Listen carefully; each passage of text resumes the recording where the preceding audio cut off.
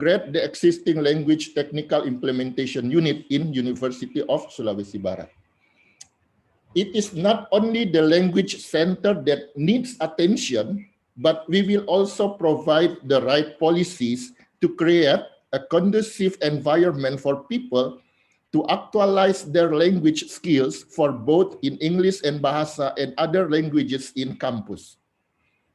Therefore, to raise awareness of this webinar issue, University of Sulawesi Barat, in cooperation with University of Hasanuddin, University of Negeri Semarang, Aoyama Gakuin University, and Monash University, holds this important webinar meeting, the international webinar and workshop, to offer you a unique opportunity to share ideas and experiences and to discuss many things regarding this matter,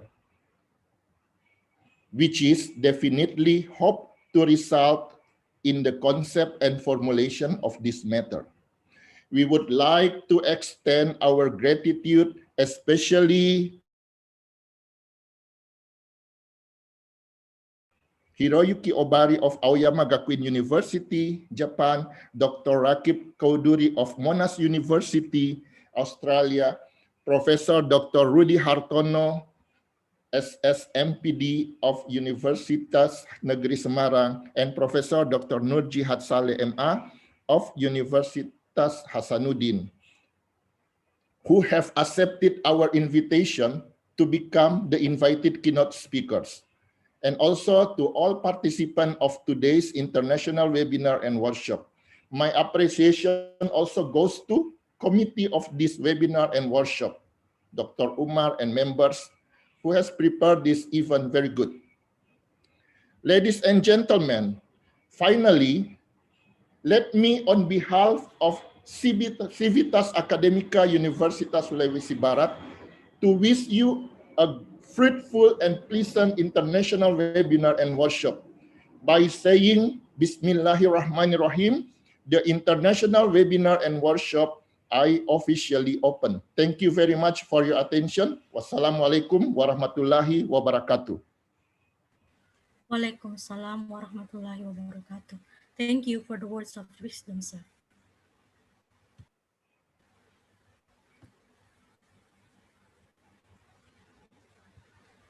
Okay. Well, Excellencies, ladies and gentlemen, now is the presentation session. The first keynote speaker is Dr. Rakib Koduri, who is currently working as a senior lecturer and academic language and literacy advisor, Faculty of Education, Monash University.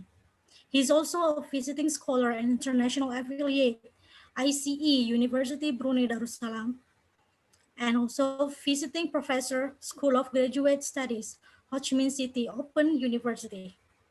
Dr. Rakib Koduri graduated with a bachelor and master degrees from University of Dhaka, then attained Master of TESOL and Doctor of Philosophy at Monash University. Well, Dr. Rakib Koduri, you are honorably invited to present your presentation.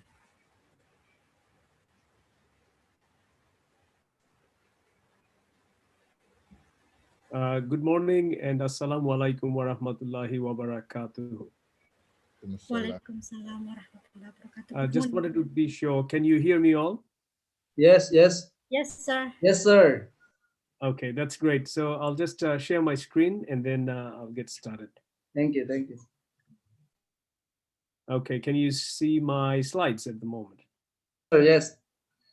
All right, that's fantastic. So you can see me and you can see my slide as well. I'd like to start by giving a note of thanks to a number of people for inviting me here. It's a great pleasure, a great honor, and a great privilege to be here at this international webinar and workshop organized by the Universitas Sulawesi Barat. First of all, I would like to thank Dr. Umar, head of the Language Center at the university, for officially inviting me. I would like to thank Sukmawati Yasim, who's the convener for the webinar, and she's the person who has behind the scenes been doing all the correspondence in arranging everything so smoothly and responding so promptly every time. Thank you very much, Sukma, for that. I'd like to acknowledge fellow keynote speakers, Professor Hartono and Professor Obari. I would also like to acknowledge the rector of Unsulbar, Professor Zulfarji Basri, for also inviting me and delivering the welcome speech. It's a great honor and privilege. I've never been to Sulawesi Barat, but I was in Sulawesi Selatan twice last year. And I spent a number of weeks. I've been to Makassar, Ujang Pandang. I've been to Toraja twice. I've been to Palopo, and I've also been to Manado, but I've really never been to Sulawesi. But I look forward to meeting some of you, inshallah, next year. Makassar and Sulawesi is a beautiful place, and it was an exciting time I had last year. So I look forward to seeing some of you. The theme or the topic that Sukma asked me to prepare for was ICT in language teaching.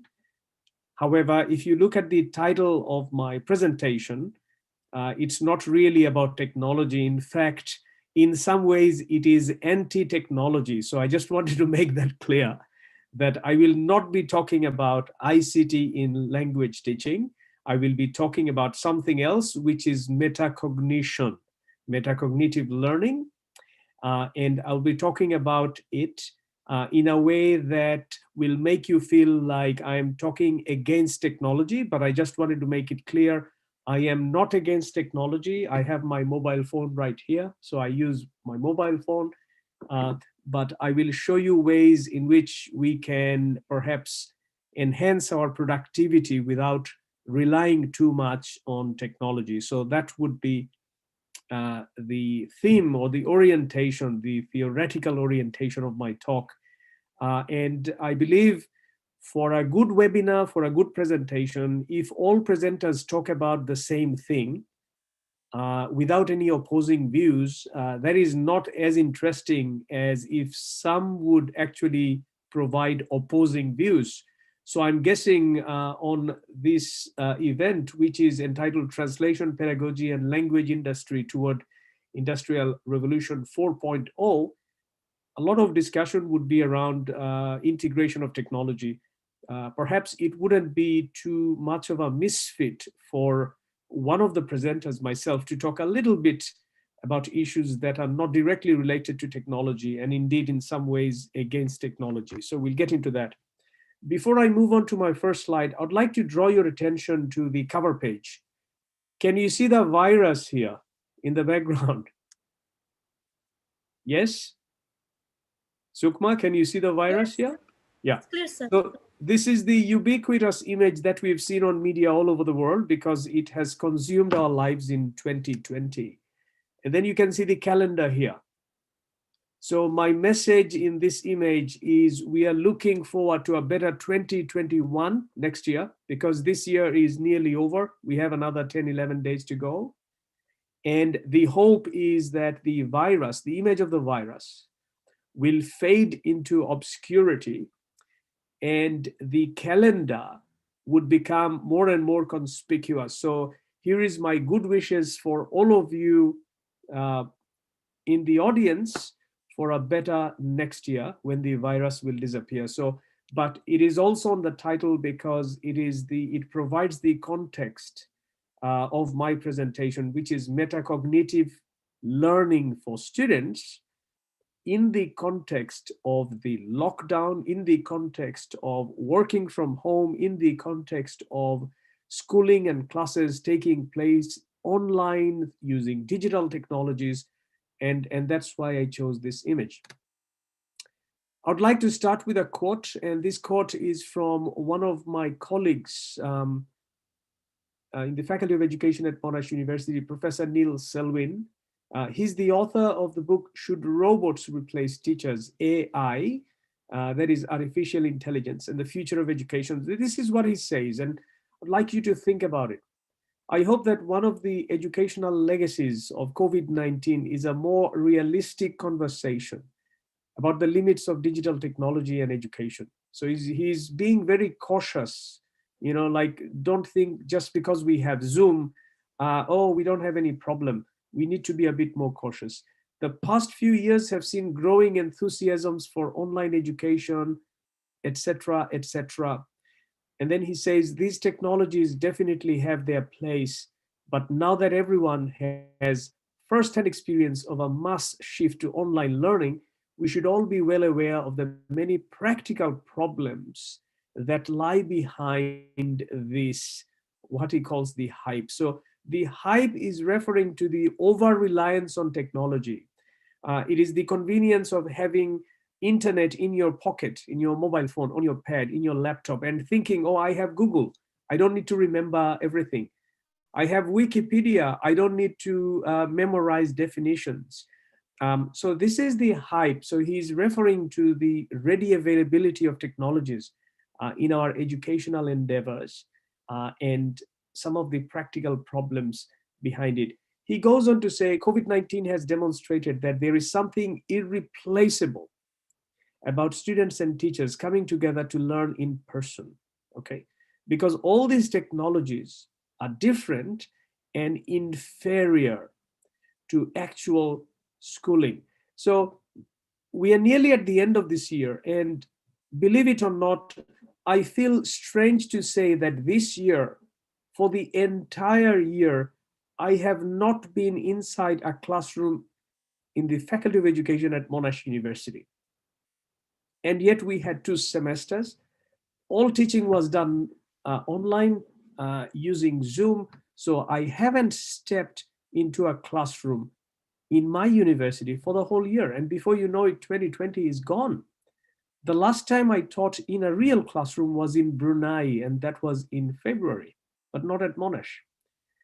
So what is this quote telling us? The quote is telling us that technology is perhaps helpful, but there are limitations. The physicality of the classroom, the logistics of a physical space of learning is not comparable with technology. Technology has its own limitations.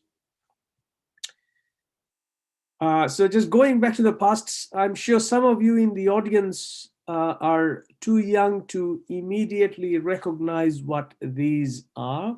But you still would, simply because I grew up at a time that was very different from the time that we have now. So we have a cassette tape on the left, which was long replaced by something called a CD or a compact disc, and then a Blu-ray, and then we had DVDs, and now no one even uses any discs. We had USBs. USBs are gone.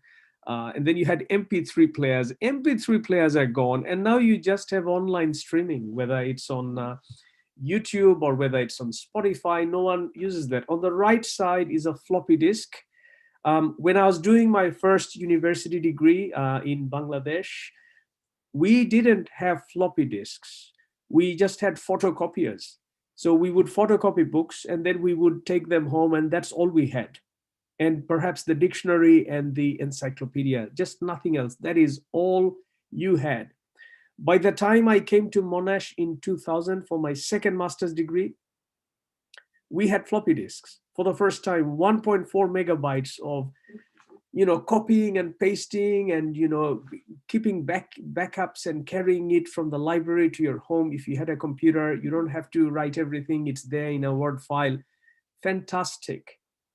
And then 4 years later, when I started my PhD in 2004, floppy disks were gone and were replaced by USBs.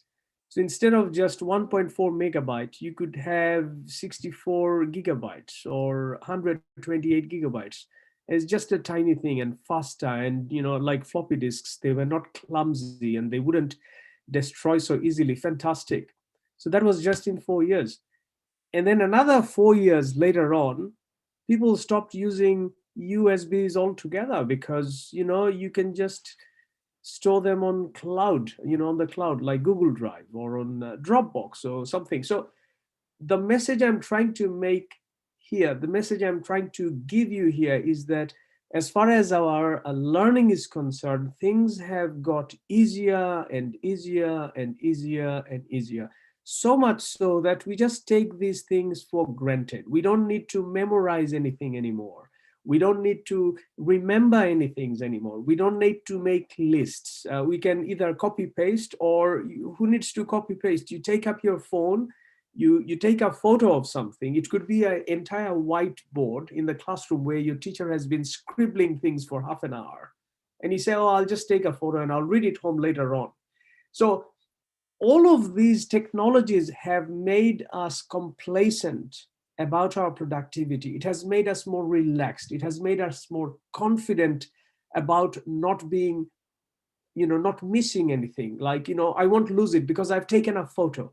I won't lose it because I've emailed it to my friend. So if I delete my own copy, I can ask for a backup from my friend, or I have it on my social media. I have a screenshot. I have Wikipedia. I have Google Scholar. So what I'm trying to say is that technology is good. It is helpful. It has probably made us productive in some ways. Yes, but when things get too easy, when things get too comfortable, we don't do our best. It is very difficult to do your best when everything is easy. And here is how I can explain it. Take a look at this.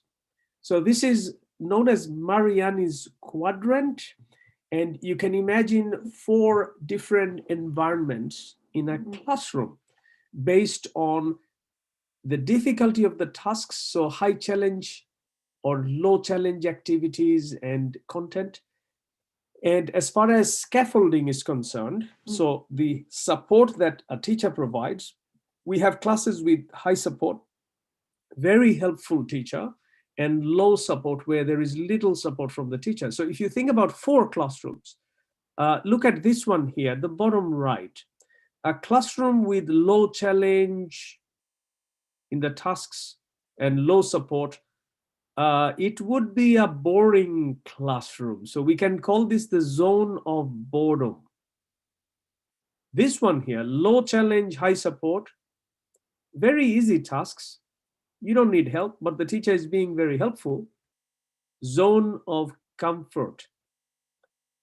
Low support, high challenge, zone of frustration. What about this one here? High challenge, high support. Very difficult tasks, but the teacher is being very helpful, providing a lot of scaffolding. Zone of proximal development. Some of you would know the ZPD by Vygotsky. This is where Vygotsky says learning happens the best, okay? So if you think about 4 classrooms, the teacher being too helpful doesn't necessarily result in the best learning if the challenge is low. Or if there is low support, but the challenge is too high, that's not best either. So you have frustration, you have comfort, and then you have boredom. But this is where learning happens best. So what I'm trying to say is that when we have a lot of technologies, the technology gives us a lot of support. The challenge actually goes down and it becomes a low challenge. So instead of seeing yourself here, zone of proximal development, when you're relying on technology, when you're using Wikipedia, when you're taking screenshots, instead of here, you end up here. And this is the area of comfort, zone of comfort, low challenge, high support because of technology. Low challenge because there is no need to memorize anything. And what happens when you're here is you become comfortable. So generally speaking, not just about education, if you think about it, if you're too comfortable, then you don't do your best because you don't have to try your best. Everything is easy, all right? So that is the kind of background, the theoretical background of metacognitive learning, which I will talk about. So just keep this in mind that too much comfort, too much ease is not a good thing. We need to actually come out of our comfort zone and set aside technology. And instead of looking outside, we need to look inside, which is what this presentation is about. Now, I have an entire paper written on the theories of metacognition, and it will be published very soon, within the next 2 to 3 months, in the VNU Journal of Foreign Studies. I will send Sukma a copy of that, and Sukma, you can make it available to others. So I don't want to talk too much about the theories, but for today, these are the things that we are looking at. As I said, we are looking at introspection, so looking inside yourself, learning about yourself rather than outside, which means relying on technology. So that is what I'll be talking about. And specifically, I will be recommending an approach which I call the less is more approach, which means we can do more with less. And when we have too much, we can't actually do much. So again, about technology, and I call it the HOTS for HOTS, and I'll explain that in the next slide. So what is metacognition and what is self-regulated learning, which is another aspect of metacognition? These two are kind of related. So meta, anything, means, you know, kind of a reflexive activity upon the same theme. So if you say metacognition, it means cognition about cognition, and it means thinking about thinking, knowing about knowing. So introspection. It is a study of memory monitoring and self-regulation, which means it is a study of yourself, trying to understand how you learn, trying to understand what conditions make you learn better, what conditions are an obstacle to your learning and don't make you learn better. So it's just trying to optimize the conditions under which you can enhance your productivity. So that is metacognition. It's knowing about yourself. But knowing about yourself is not sufficient. So the first step is to know what works for you. And the next step is to do something about it. And between the knowing and the doing, there is a discontinuity. Because sometimes we just know and say, oh, okay, this is what's good for me and this is what's bad for me. And then we don't do anything about it. So I will talk about ways in which we can bridge the gap between the knowing and the doing.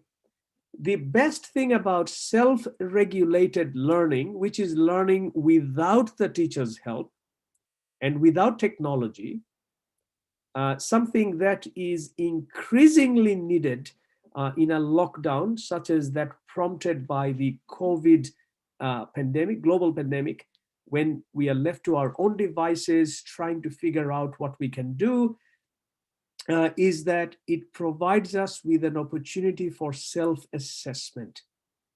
That's what it does, okay? So you assess yourself, and that is also part of metacognition, metacognitive learning. So what do we mean by self-assessment, and how is that related to the other types of assessment that we have in the classroom?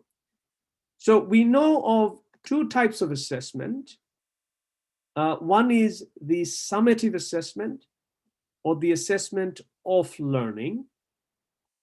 And these are the formal assessment tests, such as the term end test, or the end of the semester, mid-semester, final exam. So these are formal, they are structured, they are institutionally required, they are usually quantifiable because they come with a grade or a numeric value, like first class, second class, or high distinction, distinction, pass, fail, all of that. So these are more structured. So that is assessment of learning, formal, okay?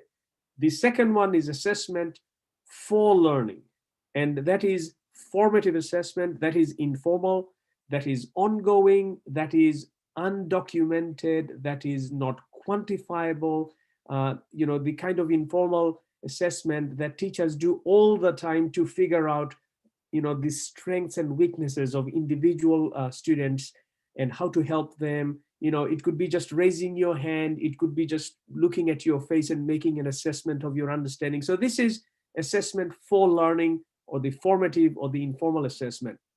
But there is a third type of assessment, and that is assessment as learning.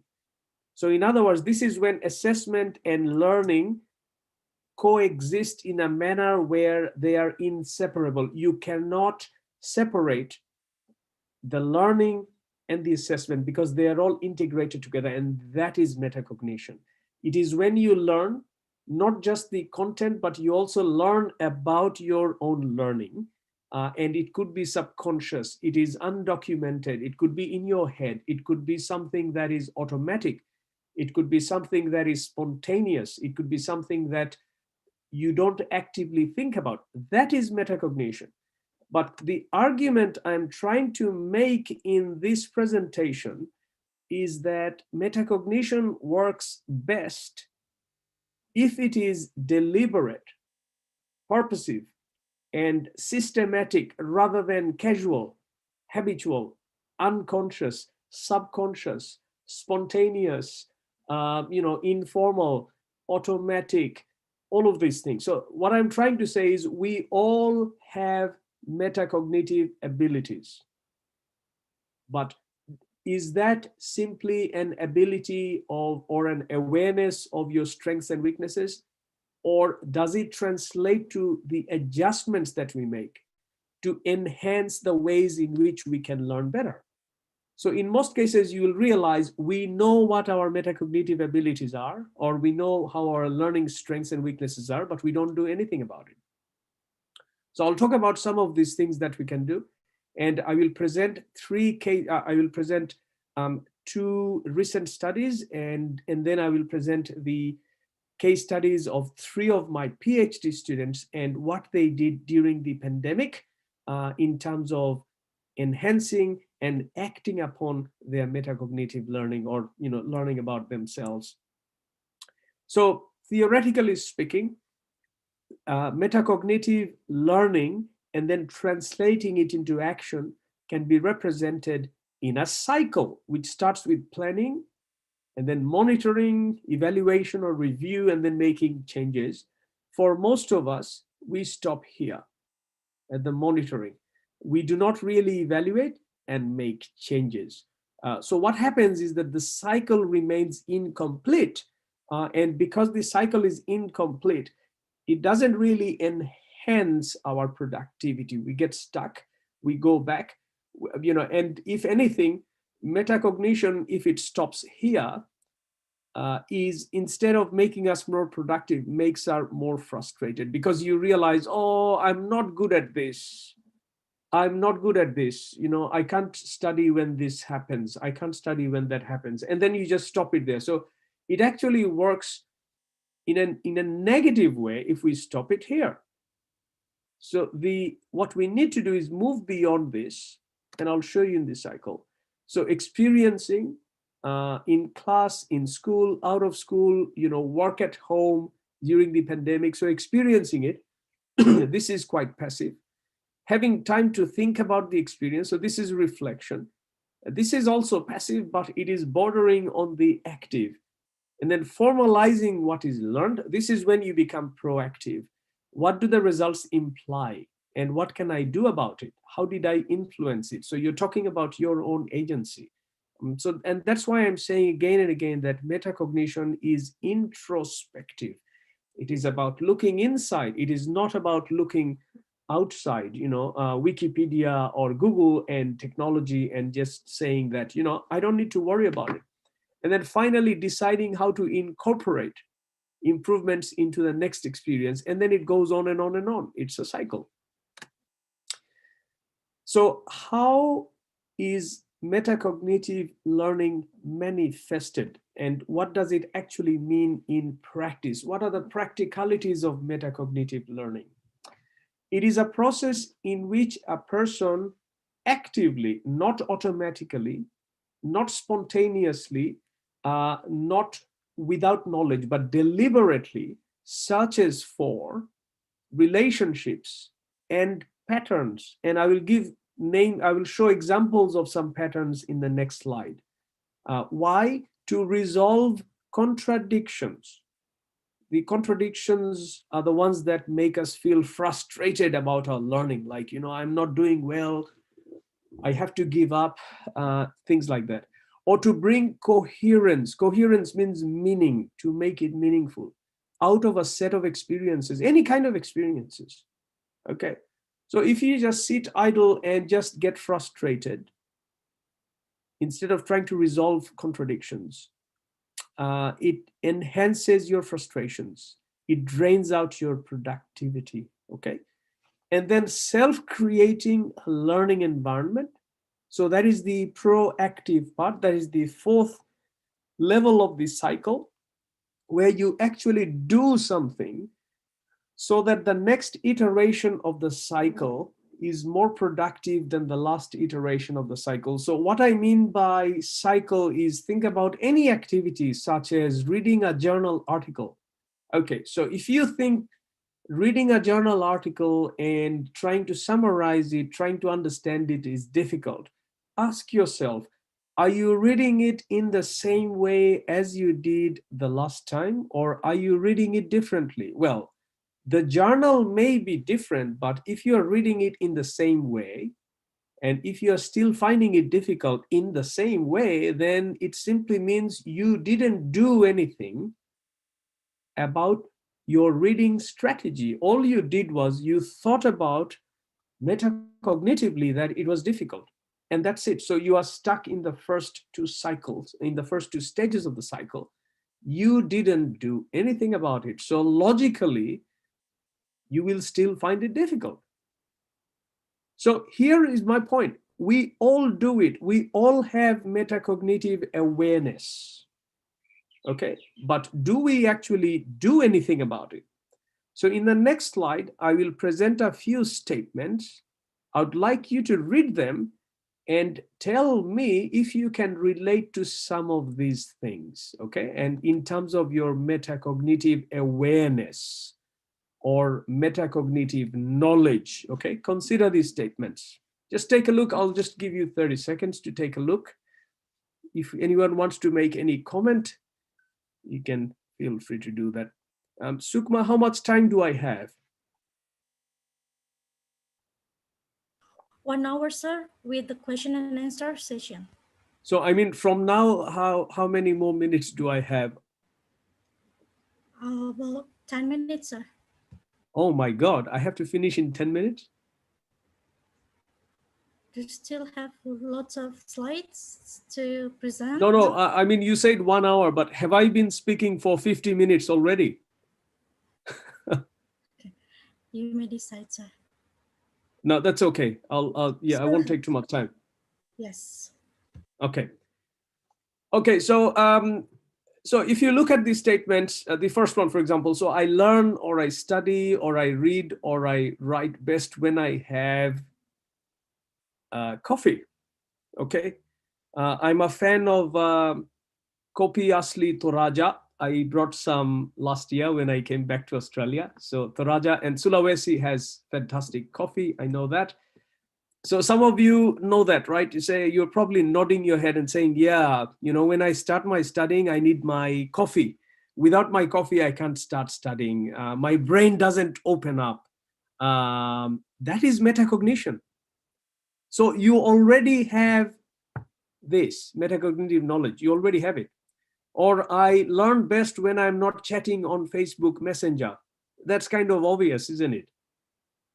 I learn best late at night, or when I'm listening to music, or when it is quiet, or I learn best when I read out aloud. Or look at this last one here. I learn best when I read an article twice, not the first time, highlight text using different colors, take notes, and underline quotes to use in my writing. Okay, so you have identified with some of these statements, right? You already know it. Know what are the conditions that make you study or learn or read or write better. You already know that. That is metacognitive knowledge. The next step is metacognitive regulation, and that is to optimize your knowledge into something that would make the next cycle of your reading or writing or learning better. So what I'm talking about is looking inside yourself and learning about your own strategies that are optimized for better productivity, rather than relying on technology to say that I'm not worried about it. I have a screenshot. I will check it tomorrow. So tonight, let me just have a chat on WhatsApp or Facebook Messenger with my friend. I don't care. It's there. It's in the, I have captured all the details. It is making us more comfortable. And because of that comfort, we are not giving our best. So that is a problem. So why we need metacognitive learning? Because it shapes active rather than passive learners, which is what I just explained. It promotes deep learning, and it promotes HOTS. So I told you about the HOTS, 4 HOTS approach. So this is the first HOTS, and it refers to higher order thinking skills. Now, some of you would be familiar with Bloom's taxonomy, right, guys? Some of you would know Bloom's taxonomy. So this is Benjamin Bloom, who in the 50s made a hierarchy of cognitive domains, 6 cognitive domains, from the easiest to the hardest. And that is called Bloom's taxonomy, which was revised by Bloom's students later on, 20 years later on. So we have the classic version and the revised version. But Bloom's taxonomy is basically 6 domains of cognition or cognitive verbs that increase in difficulty from the lower order thinking skills, such as remembering or describing, to higher order thinking skills or HOTS, such as creating. Okay, so there is a hierarchy from the lowest to the highest. Okay, and here is a quote by McGuinness, which talks about instead of the mere recall of factual information, we can go higher to be more critical, solve problems, think flexibly, make reasoned judgments and decisions, etc. The other HOTS is you there in the audience, higher order thinking students. So most of you here in the audience, I think you're doing your bachelor's or you're doing your master's degrees. And I believe some of you are already teachers. You're teaching English and other subjects at schools. And it means that some of you are already graduates. So graduate students in the same hierarchy are higher order thinking students. So you are kind of expected to operate at the higher end of Bloom's taxonomy of, critical thinking and creating, etc., rather than describing and comparing in your activities. So when I say HOTS for HOTS, I'm referring to higher order thinking skills for higher order thinking students, which is graduate students such as yourself. And metacognitive awareness and metacognitive regulation are the 2 ways in which we can enhance that. So if you look at it, primary school students would be at this level, tacit metacognitive learners. Primary school students, high school students, undergraduate students, they would be more strategic. And then when you're doing a master's, you are meant to be reflective and critical. So this is from Perkins. It's from a long time ago, almost 30 years ago, but this hasn't changed because this is how we learn. So if you are still writing in the same descriptive manner that you did in high school, at university, then you're probably not doing what you're expected to do. So you are supposed to be at this end of the hierarchy of cognition, and that can be achieved through metacognition. So we will now look at 2 recent studies, and they're both about PhD students, and they're both about metacognition. Now, I know I don't have much time, so I will move through these 2 a bit quicker than expected. But if you have any questions, you can ask me at the Q&A session. So don't worry if I'm going too fast. I can make these 2 articles available to you through Sukma, and you can read them. So very quickly. So the first study was about 6 PhD students doing their studies in Australia. They were all from China, and they were there for international students. It used narrative inquiry. It was a longitudinal study that took place over a period of 2 years. And these are some of the findings. So because we don't have enough time, I'll just concentrate on this bit in red font in the middle. The study found that metacognitive strategies are universal in nature, which means as Indonesians, you don't need any particular type of metacognitive strategy that is unique to Indonesians. You can read books and theories on metacognitive regulation written by anyone in any culture, and they are equally appropriate to you in Indonesia. You don't really have to find those that are appropriate for your culture, because culture is not a variable. Because if you look at cognitive behaviorist theories, the human brain works in the same way. The physiology and the anatomy of my brain is the same as the physiology and the anatomy of an Indonesian brain, or a male brain, or a female brain, and neuroscience has long established that. So that is one thing that we can take from the finding of this study. This is the second study. It was a massive study involving 2,000 PhD students studying in Australia. And it was a quantitative study involving surveys. And if you look at the title, Influences of Metacognitive Beliefs on Success in PhD Candidature. Now, if you do a PhD, you will realize that it is very difficult and it can be very frustrating, because you are operating at the highest level of Bloom's taxonomy, which is creating. When you're doing a master's, even if you're doing a thesis, you don't have to make an original contribution to literature in the same way as you would if you're doing a PhD, where you have to create new knowledge that no one has discussed before. It's an original contribution, right? So there is a lot of pressure for PhD students. So how does metacognition work? So these are some of the findings of this second study.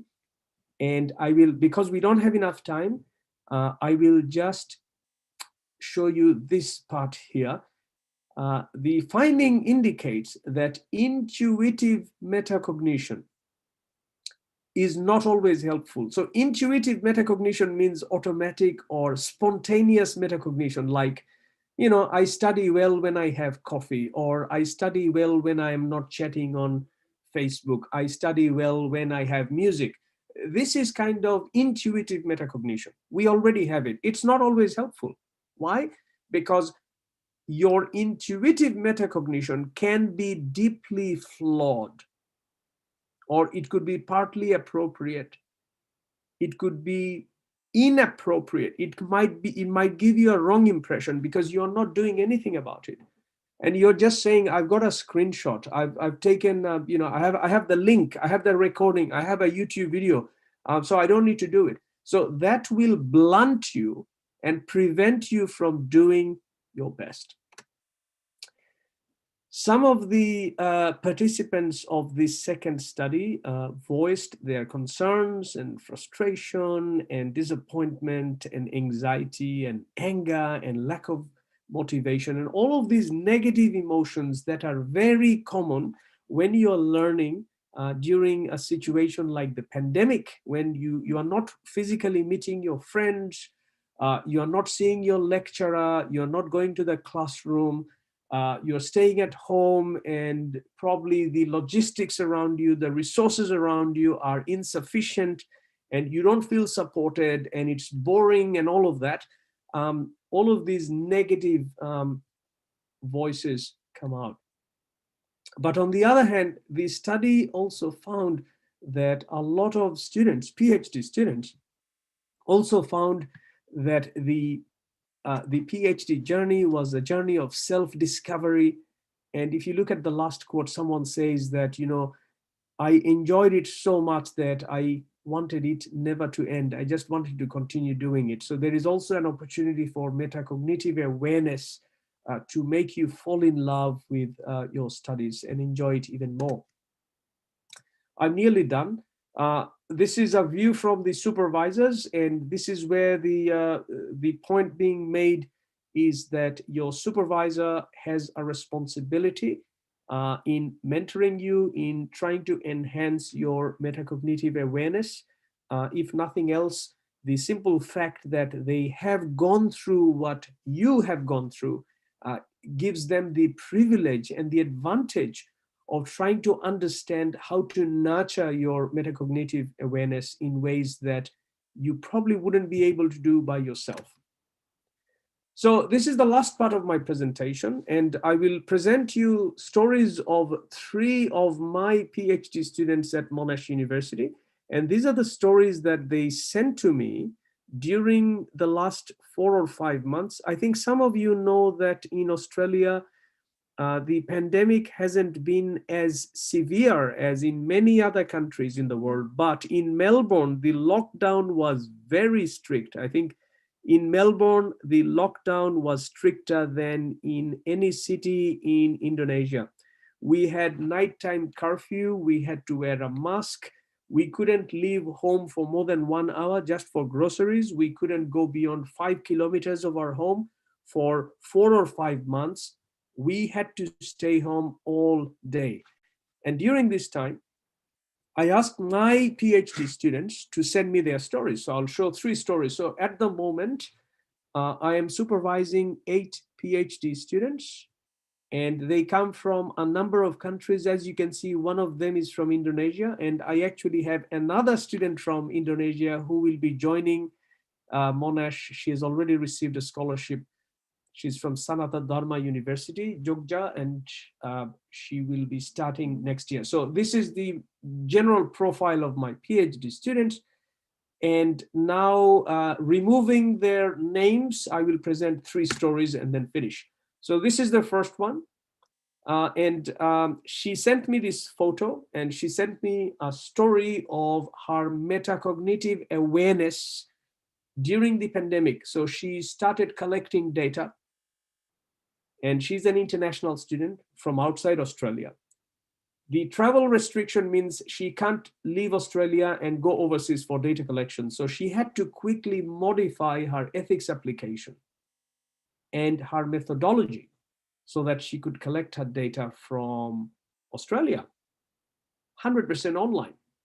And it was very frustrating. She has a child who goes to school, and it was the boredom and the frustration of the restrictions that prevented her from doing as much as she had planned. And then this is her story. I won't read it out because I don't have enough time. But at the end, she says, the parsley, it represents resilience and lets me do fusion in cooking, but I could also send a picture of my spicy roast chicken explaining it somehow. So you can see that after the end of all the frustration, it's a positive note that she strikes through this image here. Second student stuck in China.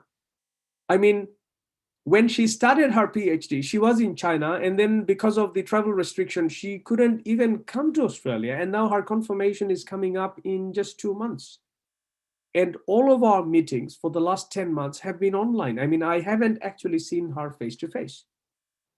So it can be very frustrating. And she said that the fact that I was in China being a full-time PhD student at Monash and not even seeing my supervisors, let alone my other PhD colleagues, has actually made me look inside myself and learn about myself in ways that I couldn't do if I was at Monash. So if you look at this last quote here, she says, academic research is looking at one drop of water in an endless ocean. And she says, I recognize that the world is much bigger than I thought, and that there are many drops. If I only focus on one thing, which is like a PhD thesis, I can only see this drop other than the ocean. There's a bigger picture. I have to bear in mind the vastness of the world and update myself on the recent trend which is the COVID-19 lockdown, while investigating one topic, okay, and making it useful to the world. Here's the third student, and she is actually from Surakarta, Solo, Indonesia. So this is my Indonesian student, and she also sent me a picture of this door, which is locked, but the keys are there, so you can actually open it. So she sent it to me, and the title is The Unknown Unlocked, which means she said, because of the pandemic, I could actually learn about the unknown in ways that I couldn't if everything was normal. If I went to the classroom, if I met everyone, if I commuted to my work, if I went back to Surakarta to do my data collection, I would never learn them. So the COVID has given me the space and the time and the opportunity to look inside and learn about my own learning habits. And I learned a lot about that because of looking inside rather than outside. So these are the 3 PhD students. There is a 4th PhD student that I will show you in the next slide. And he sent me a photo. This student says he hates PhD. You can see him trying to kick the monitor where it says, I hate PhD. Now, in this case, I can reveal the name of this PhD student because I have his permission.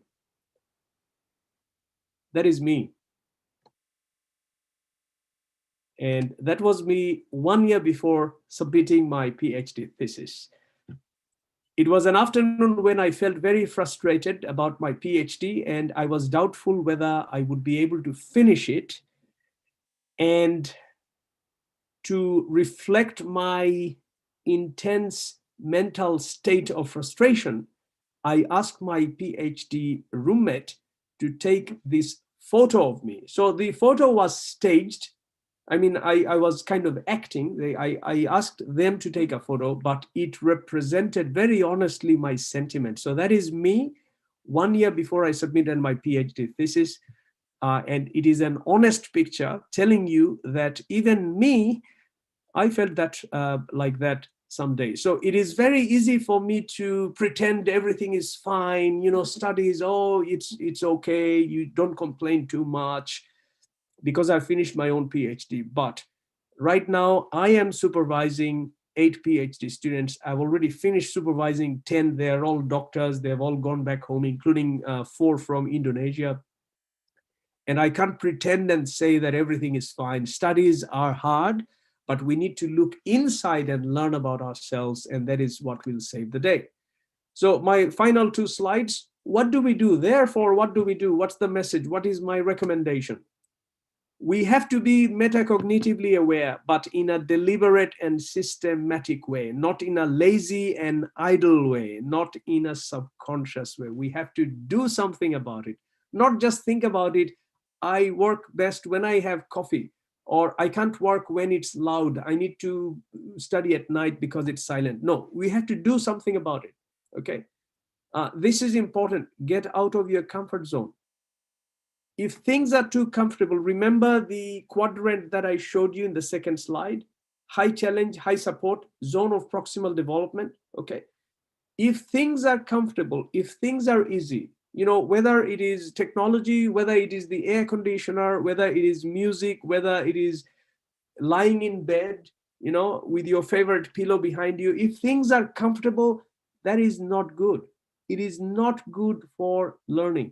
It is good if you push yourself, and if it is a bit painful, if it is not comfortable, that is actually good. As a person, my personal ethics is don't be too comfortable. If you're too comfortable, you're not being your best.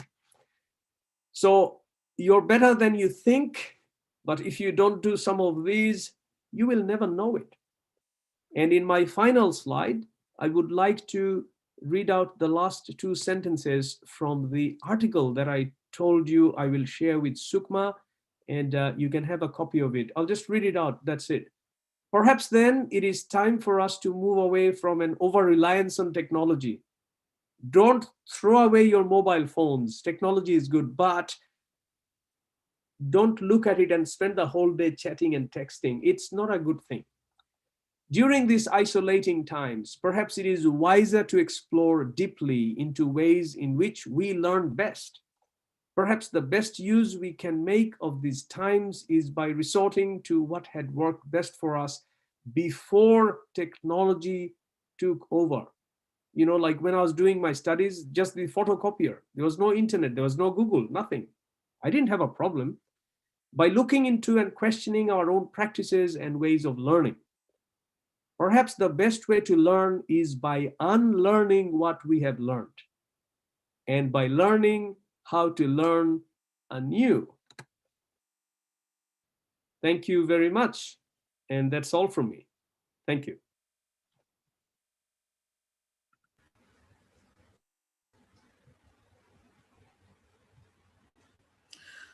All right, thank you very much for an interesting talk, Dr. Rakib.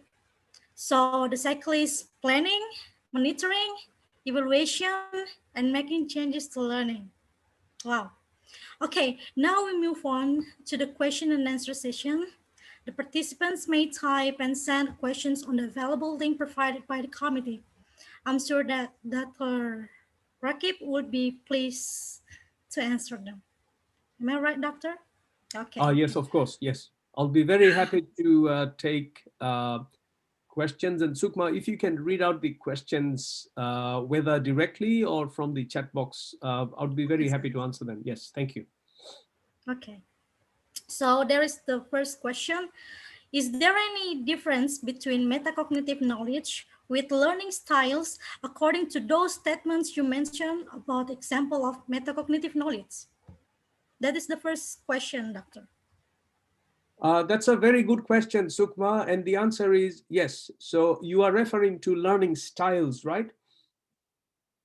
So there are 3 or 4 different types of learning styles. So some of us are auditory learners, some of us are visual learners, some of us are kinesthetic learners. So in other words, cognitively speaking, some of us can learn better by looking at visual images, some by listening, and some by doing things physically, so kinesthetic. And there is a correspondence between our learning style and what kind of metacognitive strategy works for us. Yes, you're right, Sukma. So, which means if I want to give you an example, some of us can learn while reading an article in silence and taking notes. But some of us have to actually read aloud and listen to yourself reading the article in order to make sense of it. Okay. So, for example, if you are studying in the library, you are not allowed to read aloud because there are people around you, you have to be quiet. Okay. So, metacognitive regulation means that you then have to find a substitute for the library so that you don't have to study in the library, because studying in the library means you can't speak out loud. And if you can't speak out loud, you can't learn well. So you go home or somewhere else where you can actually read aloud. So yes, the answer is the adjustments you make to your metacognitive regulation are dependent on your own learning style. Who knows about your learning style best? Your parents? No. Your teachers? No. You are the one who knows about your learning styles best. And that is also part of metacognitive knowledge. Okay, thank you for the answer, Dr. Rakib. And we'd like to move to the next questions. And actually, somebody is raising her hand. That is Miss Taslia. Maybe she isn't interested to talk directly or to raise some questions. Sure. Please, Miss Taslia.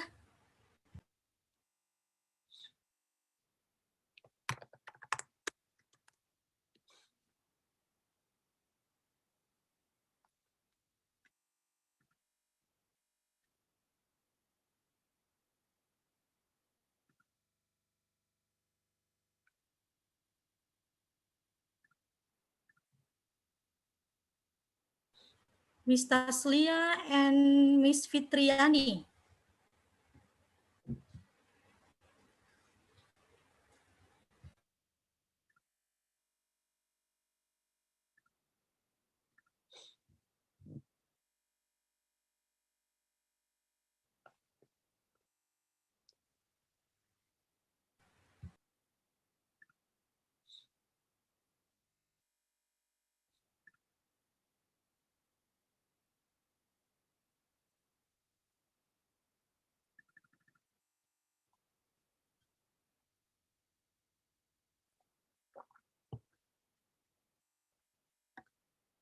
I think, Sukma, some participants in the audience might find it more comfortable to type in their questions in the chat box.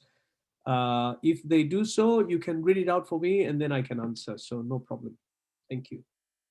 Yes, sir. I'm still trying to search.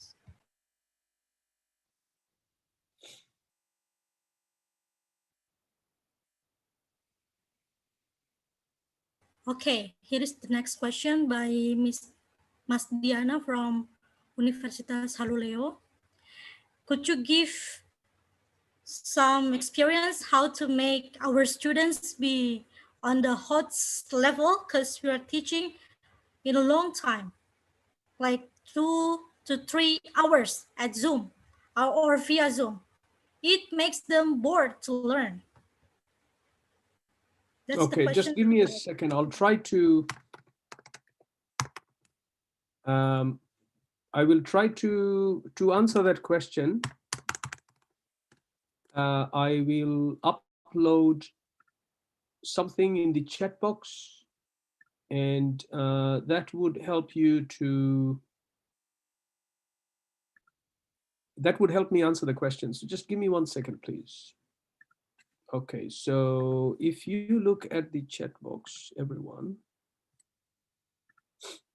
file, desktop. So I've just sent a file. So this is for Mas Diana. Mas Diana, I have shared an image in the chat box. Anyone can open it. So if you open it, you will see that there is a verb will based on Bloom's taxonomy. Can everyone see it?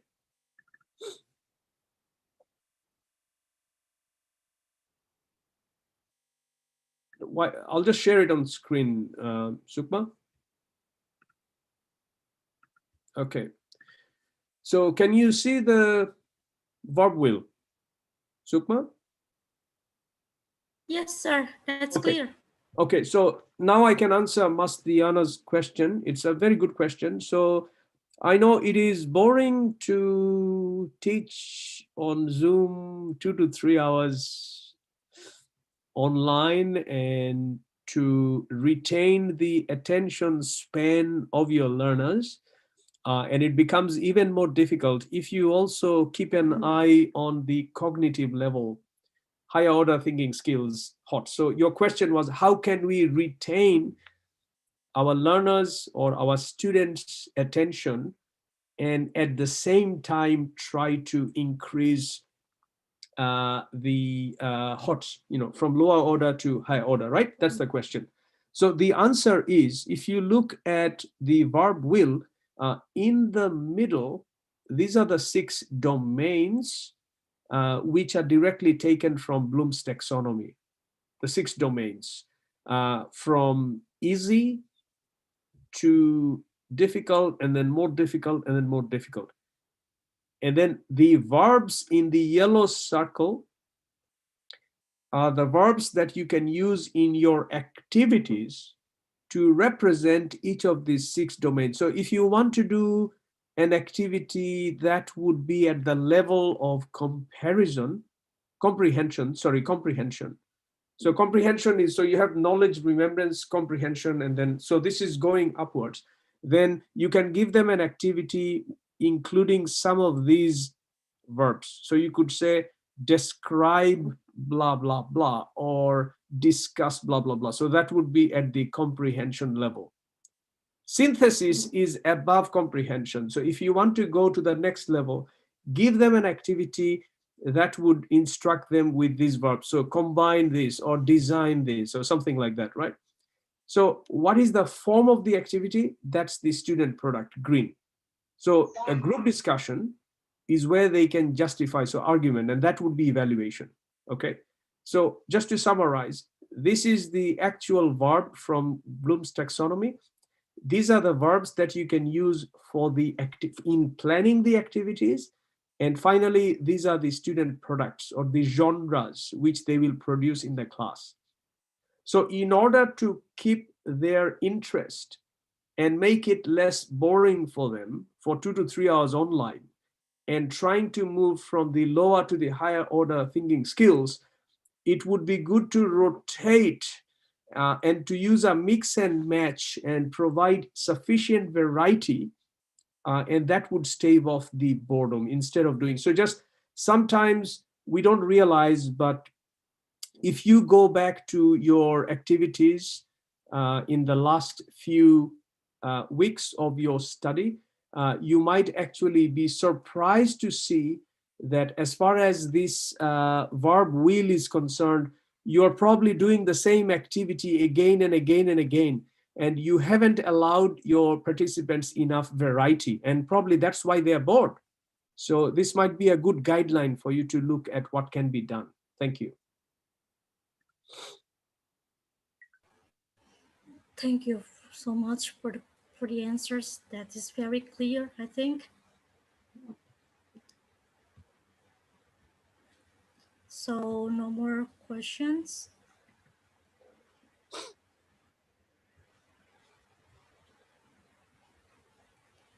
No more questions. Okay.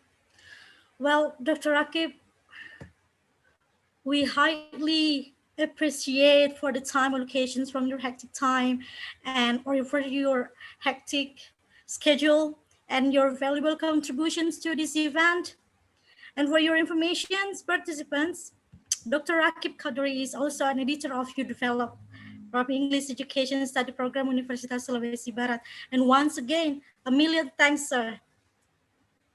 It's my great pleasure, Sukma. Thank you very much for arranging and organizing everything, and your prompt emails, everything else. Once again, I appreciate your invitation, and I'm really glad to have been part of this seminar. I'd like to thank Dr. Umar once again for inviting me, and yes, sir. Yes, sir. Thank you very much. Yes. And Professor Rudy Hartono is probably here as well. So a great pleasure to be with all of you here, and I really enjoyed it. Thank you very much.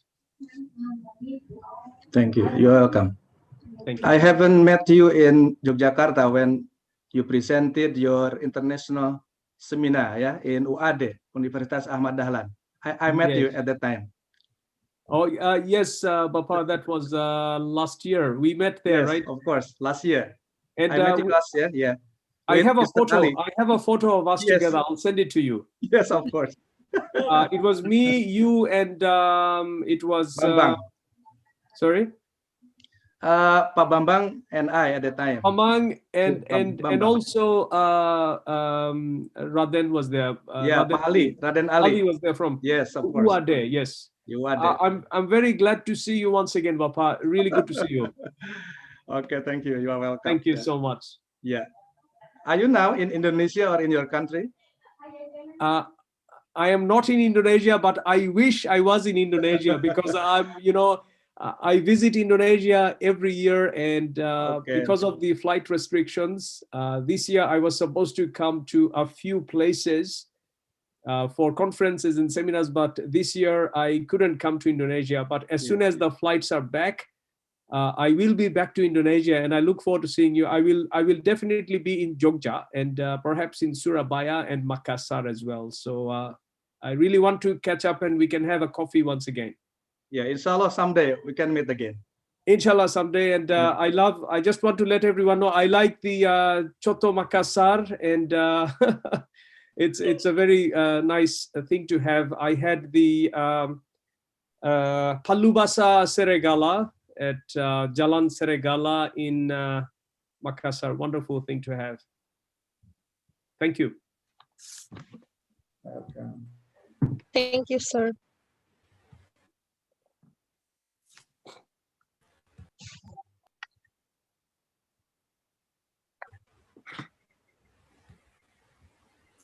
Okay, thank you very much, Dr. Rakib Kaduri. The second keynote speaker is one of the most inspiring translation experts in Indonesia, Professor Dr. Rudi Hartono, MPD. He graduated from Pajajaran University with a bachelor degree in English Literature, then pursued master degree in English Education, University of Indonesia, and attained doctoral degree in Translation Linguistics at State University of Surakarta. Currently, Professor Rudi is a lecturer of English and Literature Department, State University of Semarang. And also, he is the chief of Asosiasi Program Studi Bahasa dan Sastra Indonesia, so-called APBSBI, and also an editor of Asian Journal of Assessment in Teaching and Learning, UPT Malaysia. Okay. Ladies and gentlemen, please welcome Professor Dr. Rudi Hartono. Time is yours, sir. Thank you so much, Mbak Sukmawati. Assalamualaikum warahmatullahi wabarakatuh. Waalaikumsalam warahmatullahi wabarakatuh.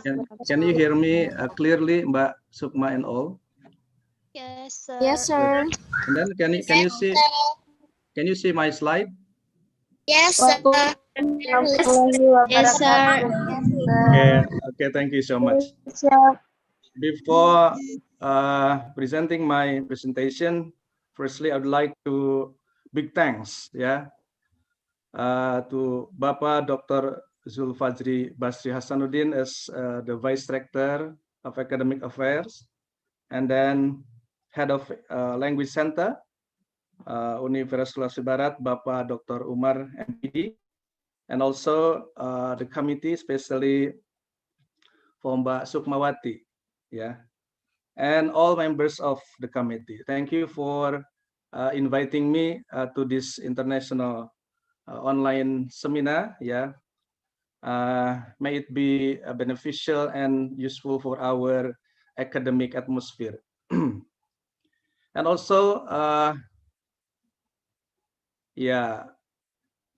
big thanks, also to my colleague, the first keynote speaker, Bapak Dr. Rakib Kauduri. I met him in Yogyakarta when we did an international conference. Maybe someday we can meet again in the same occasion or different academic events. Okay, ladies and gentlemen, in relation to the topic of your international seminar, I think this topic has a close relation to translation and pedagogy, because translation, is in the specific position, if we view from the knowledge or from the science, and translation is categorized into the applied linguistics. But sometimes, translation is also used or implemented in the FL or ESL teaching and learning activities in the classroom.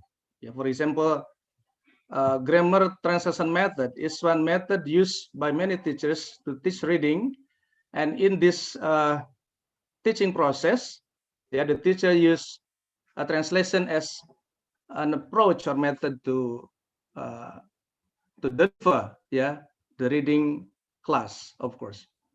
But now I want to introduce you. It is based on what I have done in my research, in many years ago, and it is also taken from my PhD topic, because through my PhD topic, I created and produced one model of translation, and this model can be elaborated or implemented in teaching, in teaching translation. Of course, it is not only for translation process in general, but specifically this model can be implemented or applied in teaching and learning activities, especially in translation classes, because every semester, I teach a translation, and I have many classes of translation. And for example, in this semester, I also teach translation for undergraduate and graduate students, translation English Indonesian, Indonesian English, and also translation studies. Okay, tripartite cycle model based translation teaching approach. Maybe it is new or not, depends on your what we call that experience in acquiring or using some approaches or methods in teaching translation. Yeah. I hope that, or I want this, yeah, as an effective way to improve students' translation quality. Well, just now, Sukmawati, yeah, has introduced my bio. Yeah, maybe you can say again, yeah, on my slide, because the committee will share this, yeah, the copy of the slides. Yeah, maybe you can contact me sometimes through my mobile phone or my email, yeah, or you can click a little information of mine, yeah, on my blog, yeah. Okay, ladies and gentlemen, yeah, have you ever swam, yeah, across a vast river or deep ocean?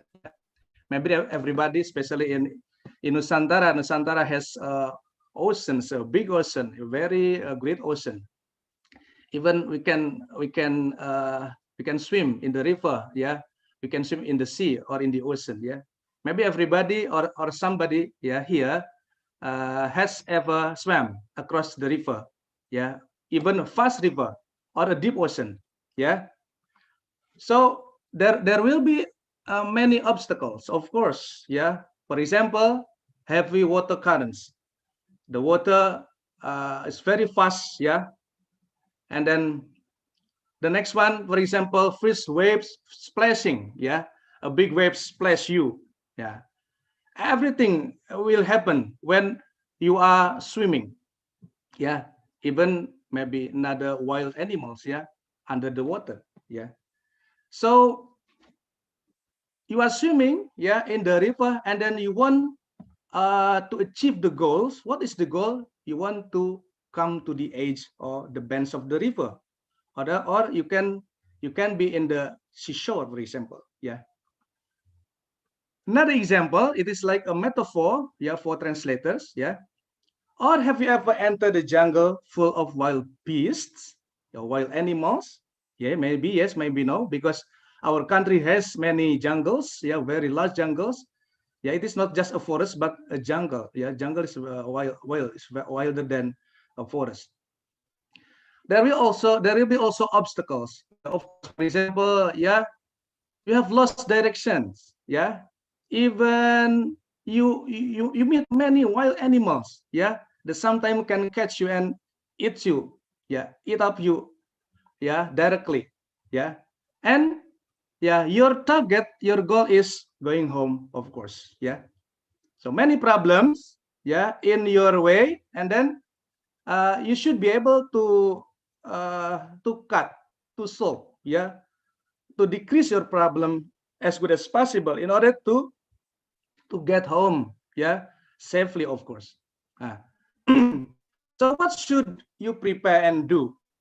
Yeah, it is just suggestions. For example, master, if you are swimming a deep river or the ocean, yeah, you should be able to catch, yeah, or to arrive the goal, yeah, to arrive to the bench, to the seashore.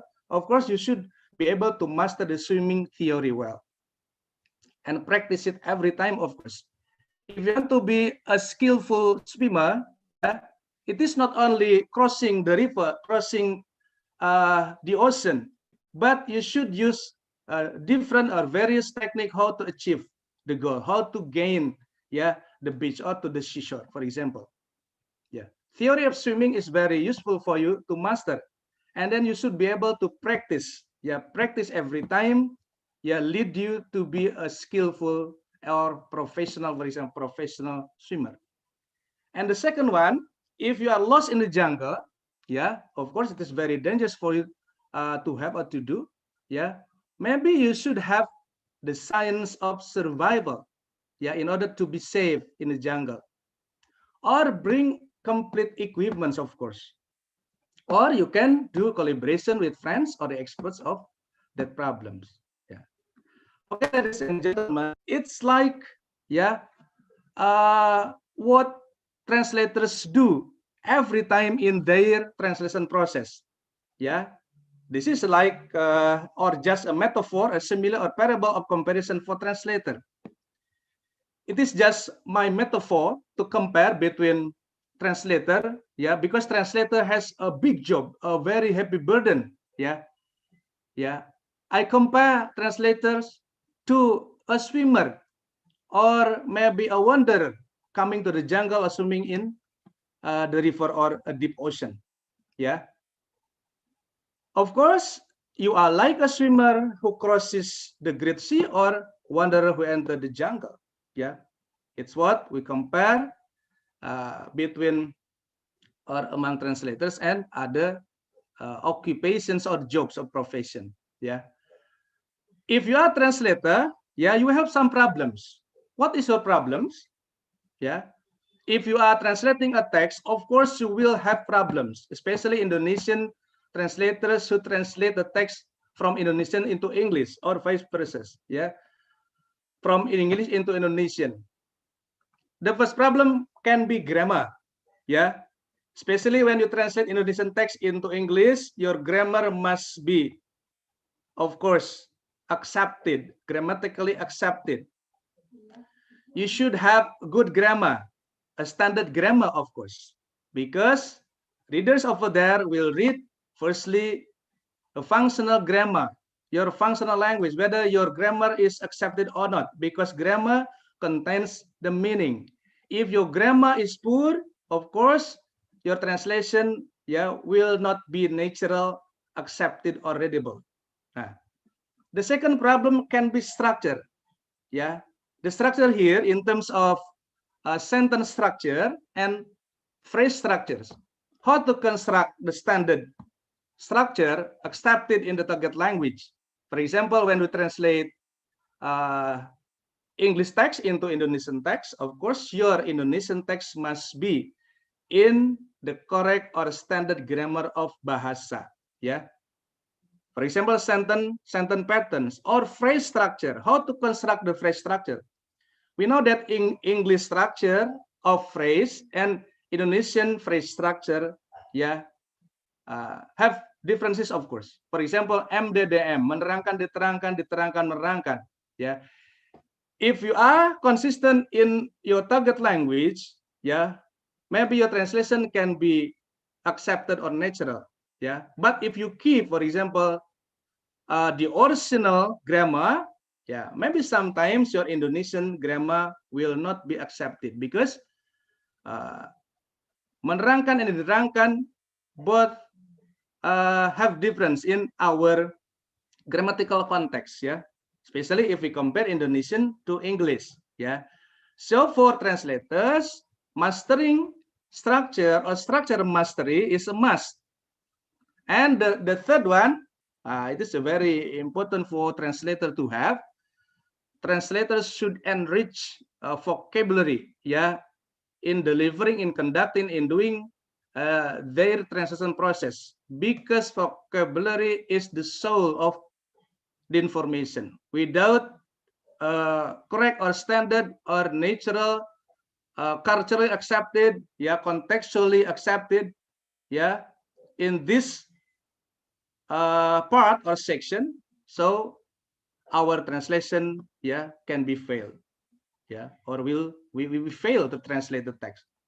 Vocabulary, yeah, is the third components, yeah, that is mastered completely, yeah, or richly by the translators.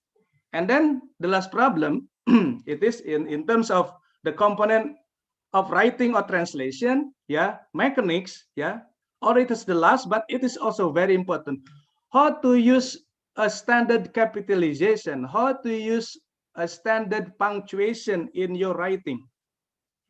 Because translation is like rewriting, yeah. Translation is the final of your reading process and writing process. When you are reading, you understand the text, and then you try to rewrite in your other language or target language. So translation is your product, yeah. It is similar to your rewriting product, yeah. Rewriting, reading, understanding, yeah, and then rewriting the information or the message from the original text. This is what what we have the problem in translation context or activity. Based on my research, I did in 2016. Of course, it is our findings, translation problems. You know that, for example, grammar here around 40%, and then structure 30%, vocabulary 20%, and mechanics 10%. I don't know whether it is or it can be generalized to all students condition or context or not, but it's directly based on our case study in our research many years ago. But it's the fact that translators, especially students, have many problems in translation process. Their problems are grammar, structure, vocabulary, and mechanics. Please see this picture. It is a problem faced by a translator with a problems, grammatical problems. Grammatical problem of grammars, many grammatical aspects you should master, from a very small one, for example, an article, definite, indefinite article, to very large and big one in grammatical problems. Syntactical problems here in terms of sentence structure, and also lexical problems in terms of vocabulary, mechanical problems, for example, capitalization, punctuation, and spelling. Spelling is very important. Which one? Which spelling would you like to use in your translation? American style or British style? Your translation should be consistent in using the style. Because sometimes it can be a problem when you are not consistent in using mechanics, for example. So if we have problems, many problems, grammatical, syntactical, lexical, and mechanical problems, so it can be, maybe we can predict that our translation product, is not qualified, of course. Our translation will not have a good quality. So, for example, our translation can be not accurate. Our translation can be not natural. Our translation cannot be readable. It has a low readability, for example. This is a big problem. Or problems faced by a translator with problems. It is, I think it is a natural. It is okay, no problem. If you are a translator and you face many problems, in my mind, it is something natural. It's okay. But if you want to produce qualified translation, of course, you should have some big efforts, of course. So a big question, of course. What should you do? What should you do to overcome, to solve your problem in translation process? So here, in this occasion, exactly, I want to give you one solution. It can be an alternative solution, especially for teachers and also for learners, translators, learners, translators, students, or teachers or lecturer of translation. Because it is based on my my last research. And then I also try to do this approach, this model, into my classes with different methodological research. Different methods of research, even action research, case study, and experimental study. To have a qualified translation, of course. Because our target is translation, to produce a qualified translation, the translation which have translations, which have a good quality, good quality. It can be, finally, our translation, will be accurate, can be natural, and it must be readable. Can be understood by the target readers, of course. If the target readers, for example, do not understand your translation, maybe your translation, is not successful. You are not successful in translating your text. because sometimes your information, your message will mislead the readers. Yeah, it is a big problem. Don't mislead or mistranslate, yeah, the text, because we are as translator as is like a bridge that can bring or transfer the information from one place to another. Yeah, we are like a messenger bringing the message from one place to another. Yeah, I think it is very grateful, yeah, job for us to do. Yeah, so one thing that must be in a translator is honesty. Yeah, we must be honest to transfer, to deliver the meaning, the message from one language to another. Don't try to mislead, yeah, our message information, yeah, brought or carried out to the target language. Yeah, so finally, yeah, we will have a big problem because our translation is misleading. Yeah, okay.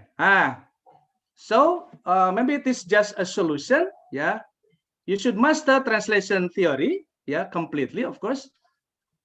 When you are swimming or across the ocean or the river, it is not only crossing the river, although you are safe at the time, but you should master the theory of swimming. When you are translating the text, you should master translation theory, because the theory is a basic one, yeah, to go somewhere, yeah, the basic one to translate the text, to go the jungle, to enter the jungle, to swim a deep river, to swim a deep ocean, in order to achieve the goal, yeah, to get the age, yeah, and then to come or to go home safely, yeah, and then, for example, our translation can be qualified, yeah. Translation theory, for example, translation techniques, many techniques of translation. According to Molina Albert, there are about 16 or 18 translation techniques that or must be mastered by a translator. And then translation methods, yeah, according to the Newmark, there are 8 methods of translation: word forward, literal, and then semantic, faithful, or faithful and semantic. Yeah, it is for the source language translation methods. And then adaptation, yeah, free translation, idiomatic translation, and communicative translation. Yeah, it is what the translator should face, yeah, when they are translating the text. Yeah, translation methods, or maybe translation strategies. What strategy of translation, yeah, you can adopt? Foreignization or domestication? You will be concerned, yeah, with the domestication. It means that you concern to the target language. Yeah, for example, you can use adaptation, and then free translation, idiomatic translation, or communicative translation. Especially when you are translating proverbs or idioms, it's better for you, yeah, to use domestication strategy, because you pay attention to the target language.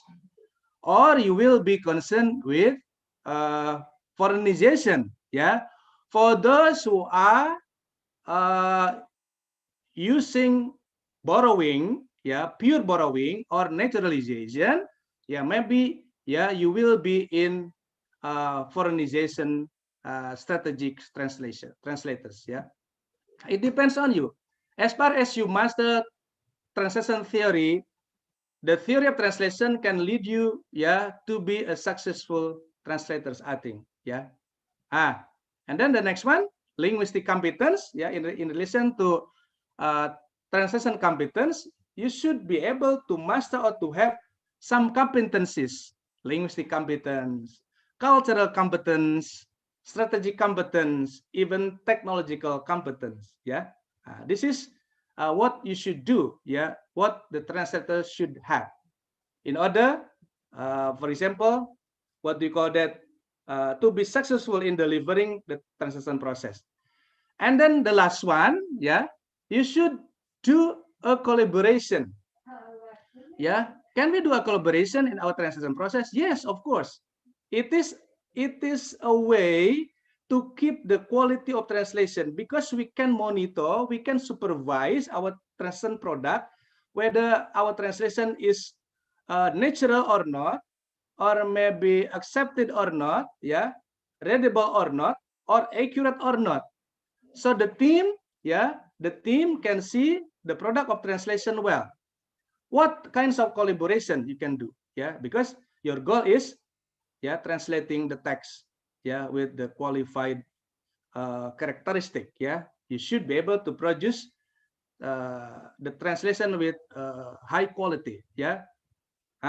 In relation to the collaboration, yeah, you should be able, in the teaching context, you should be able, yeah, to create a creative translation class, yeah, because don't try to what do you call that, to create a monotonous translation class or atmosphere, yeah, because translation is a hard working, yeah. Your brain will be boiling.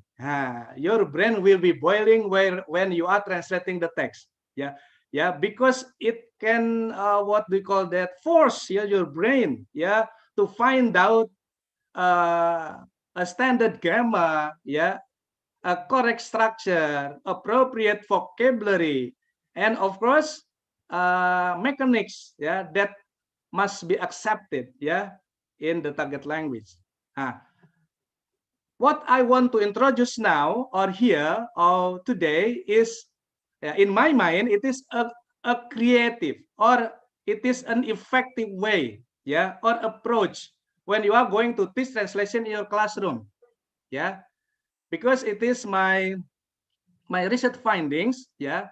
I don't know whether you are going to accept it as your model or as your approach, but it depends on your context and situation in your classroom, yeah. But it is just a suggestion. Please create a creative translation class using an effective translation teaching approach. Yeah, what is it? Yeah, maybe it is just my alternative solution for all teachers or lecturers in Indonesia or in the world if they want to practice or implement this model, yeah, of mine. Tripartite cycle model based translation teaching, yeah. It is like a collaborative translation approach. It's okay, no problem. Don't do your translation process alone, but sometimes you can involve your friends in your small group or your translation group or unit, yeah. This is like here, yeah, like this. It is just what we call that, a symbol or an icons of a tripartite cycle model, but maybe completely, yeah, you can see this basic. I use my approach of translation teaching, yeah, using TCM based, yeah. It is based the basic theory of what Landers propose, yeah. It is taken, yeah, from the Landers basic theory, yeah, translation. According to Landers, in translation process, there must be three angles, yeah. There must be 3 points. There must be 3 parties, yeah. What are they? Translators, yeah, or translator himself or herself, and then the next one, the author and reader. I took, or my TCM based approach, yeah, is based on this model, yeah, proposed by Landers. But I try to develop, yeah, into a complete one, and then we can replace 3 points into other, for example, what do you call that, parties. It is not just translators. Translator here can be students, and then readers can be teachers or lecturers, and author can be the writer, yeah. So I try to develop a very simple model, yeah, proposed by Landers into, yeah, another one, yeah. I try to map the author and then translator and readers. Here in tripartite cycle model, there is a cycle. There is a cycle, yeah, the continuous cycle from the translator to readers, and then back to the author, yeah, or the original text writer, and then from the author to the translator. Yeah, yeah. It is the process that is not done or conducted by translators in their translation process. Sometimes, yeah, what I know in Indonesia, many translators do not or often do rarely do the process of translation involving the authors, yeah, the original text writer, and also readers or evaluators or raters of translation. Yeah, sometimes we can or we translate our text ourselves without asking, yeah, the problems to the authors, yeah, themselves. For example, we have a problem of vocabulary. We do not know the vocabulary at all. We do not know what the meaning it is. Yeah, why not we can ask to the author? Why not we can ask to the original text writer? Yeah, as far as he is still alive. But maybe we can ask another person as the content expert, because content expert can understand the text. Yeah, yeah. If the author of the text himself or herself, for example, died, but we can ask the content expert, yeah, the expert who understand the contents, yeah, of the text we translate. And another problem is we never involve the readers or evaluators or readers of our translation. Now, this is another problem, because readers, yeah, evaluators, and also readers can evaluate, yeah, the quality of our translation. Yeah, if we try to do this cycle, we are as translators, and then in another side, readers or evaluators or raters, even teachers in this context, and author. Yeah, it is like a cycle. Yeah, a very simultaneous, yeah, cycle in the translation process. Now, it's like this. If we map to or we transform to another context, the student is a translator, and then the author is the writers of the text, and the teachers is the evaluator or readers or raters. Yeah, to evaluate, someone who evaluates, a person who assesses or gives scores, yeah, to the students' translation product. And then in this model, yeah, the student can ask the writer about the problem, for example, vocabulary or whatever your problem or the student's problem has, yeah, and ask to the writer about that problem. If it is done in a cycle, yeah, I predict that the translation can be better than, yeah, can be better than, yeah, done or translated yourself, yeah, without asking, without discussing, without consulting to another parties, yeah, in terms of writers or readers or raters. Okay, look at this. Maybe this is the writer's duty, yeah, the duty text writer, author, yeah, and then also the student, yeah, and teachers, yeah, or as the reader or evaluator. Writer, yeah, writing message, yeah, or meaning or information, and then student as translator can translate the original text, reproducing, yeah, into the translated text. And then the third is teacher, yeah, teacher here as a readers or raters or assessor or evaluator of the student translation, because teacher here, yeah, his or her duty is to read, yeah, to assess the student translation, whether it has a good quality or not.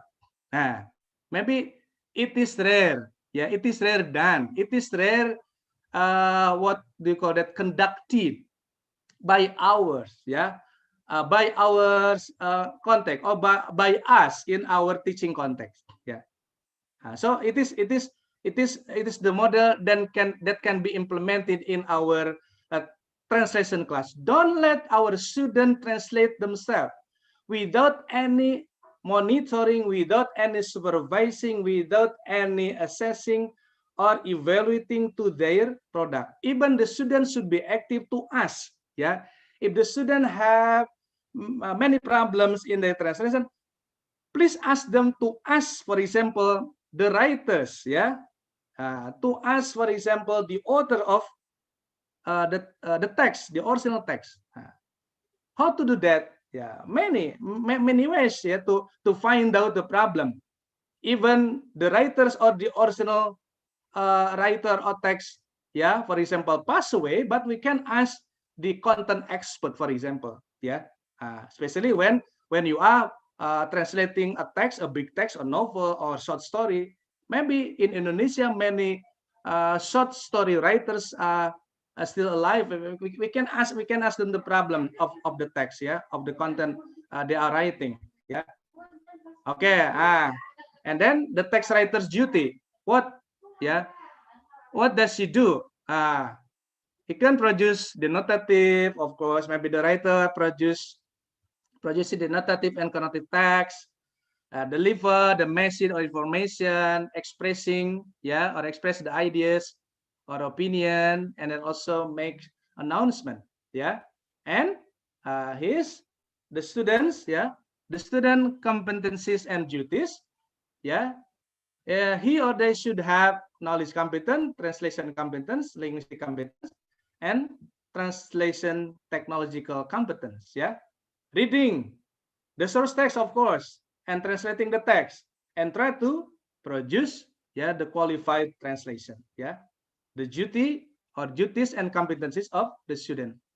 And the last, yeah, the duty or duties of teacher as a reader.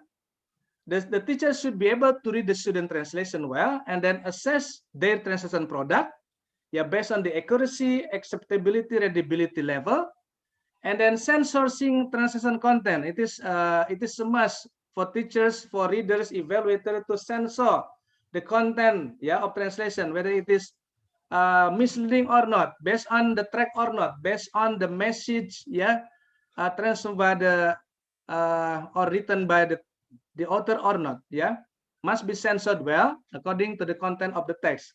Or, yeah, the writer, the writers, teachers or evaluators should give comments, yeah, on the translation products translated or produced by the student, yeah.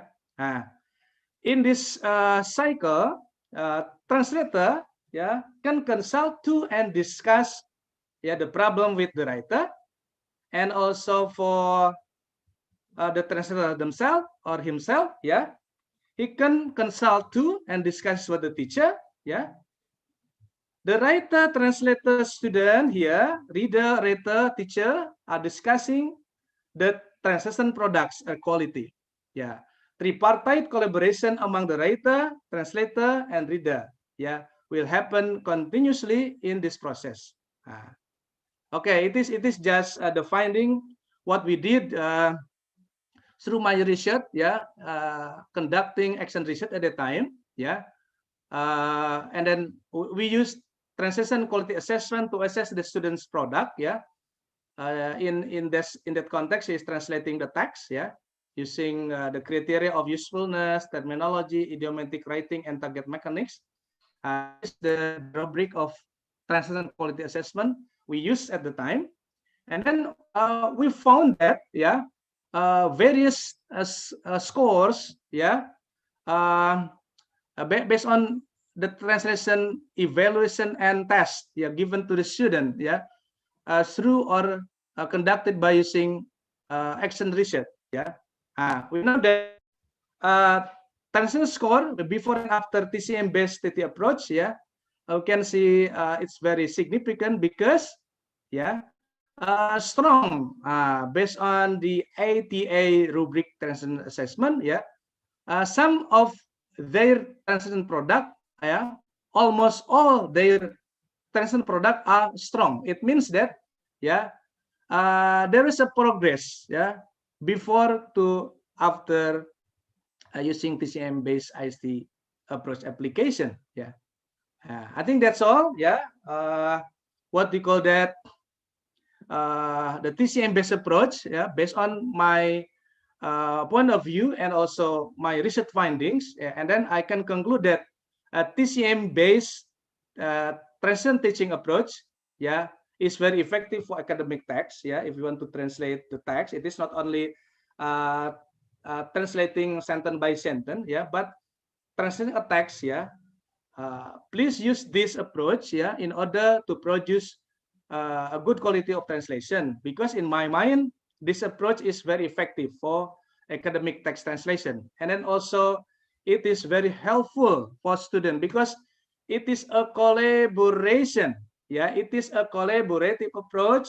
The students as translators do not translate themselves without involving any parties in their translation product or process. And it is also very useful for teachers and lecturers, yeah, because doing collaboration in translation process can lead a qualified translation product. Yeah, I think that's all. Thank you for your attention.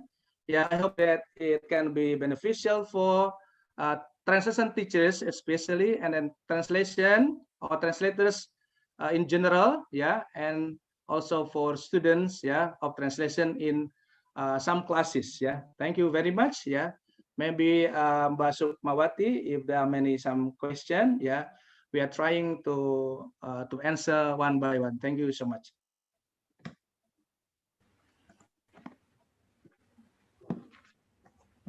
Okay, thank you for the incredible presentation, Professor Rudy. And that's the time for question and answer session. We have some questions here. I'm going to read from Diana. Diana Wahyuni from Universitas Terbuka, so-called Open University. The question is, do we have to try translating different texts or just focusing on one type of text that we like most? Which one? Can I read the question on the chat box, Mbak Sukmawati? Which one? Okay. The question from? From Diana Wayuni, Prof. Diana. From Open Universitas Terbuka. Okay. I would like to copy paste first.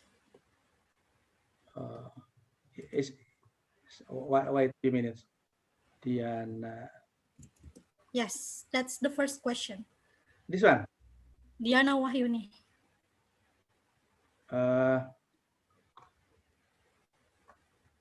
I cannot see it. Yeah. Is it the last one? Yes, oh yeah, the last one. Yeah. Yes. Do we have to try translating different texts or just focusing on one that we like most? Yeah, it depends on our job. Yeah, our occupation, our, for example, offer. Yeah, or maybe project. Yeah. It's better for us to focus, yeah, on one text, yeah, we like, yeah. But sometimes many orders maybe come to your daily project, yeah. Maybe the order from the publisher, the order from your colleague, your friends, for example, yeah, very simple job or project translating what do you call that, an abstract, yeah.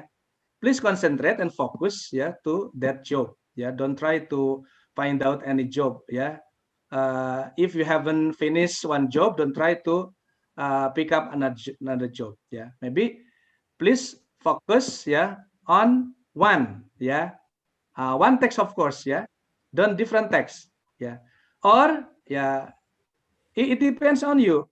Would you like to have a specialized? Yeah, specialized, yeah, for example, I do not, for example, accept another translation text. Yeah, I only what they call that, accept novel. Yeah, not other text. Yeah, it's very good.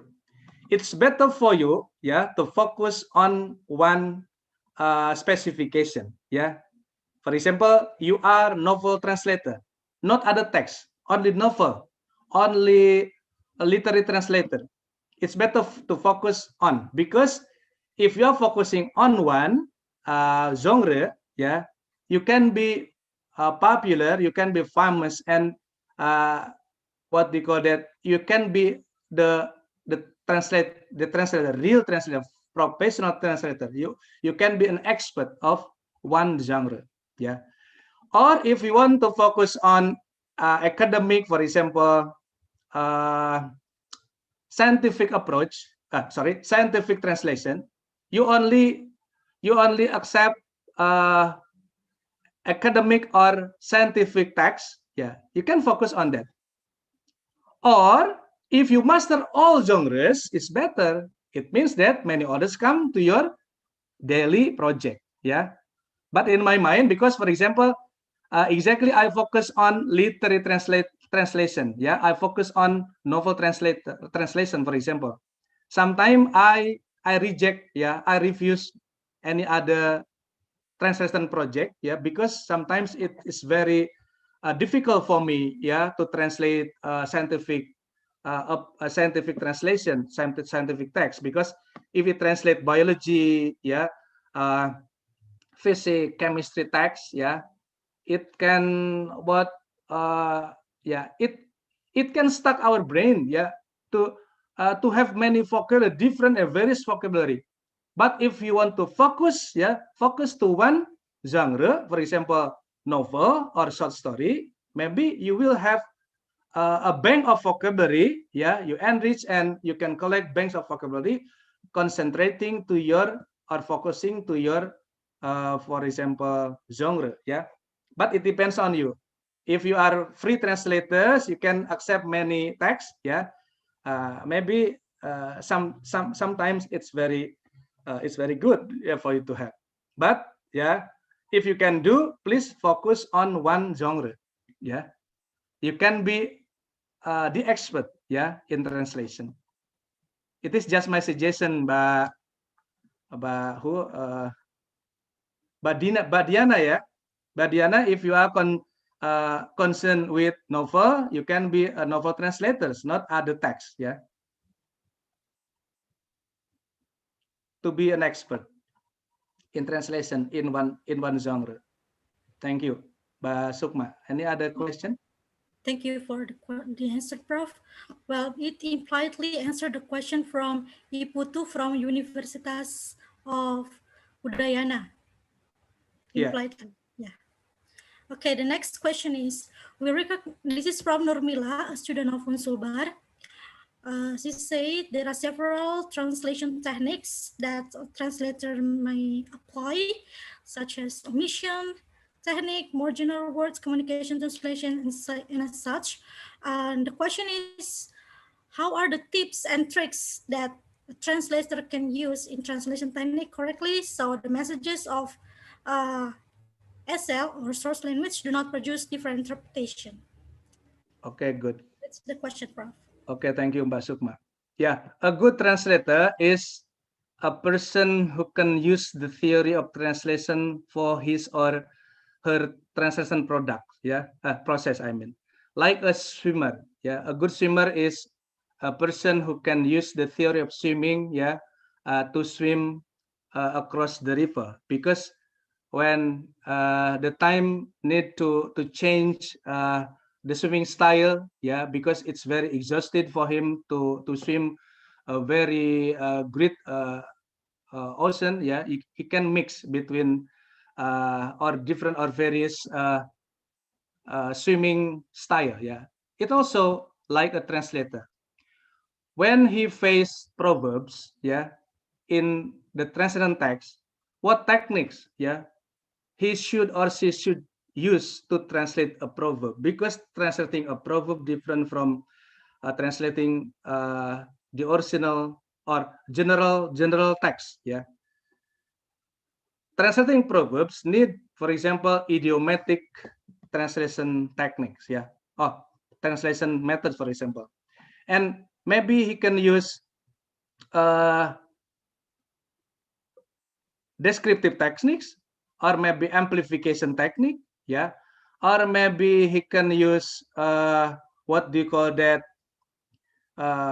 paraphrasing technique, yeah, or he or she will use borrowing or even naturalization technique, yeah, because translating proverb is not just translating, it must be translating or rendering or maybe replacing, yeah, from the English proverb into Indonesian. It is like a replacement, yeah.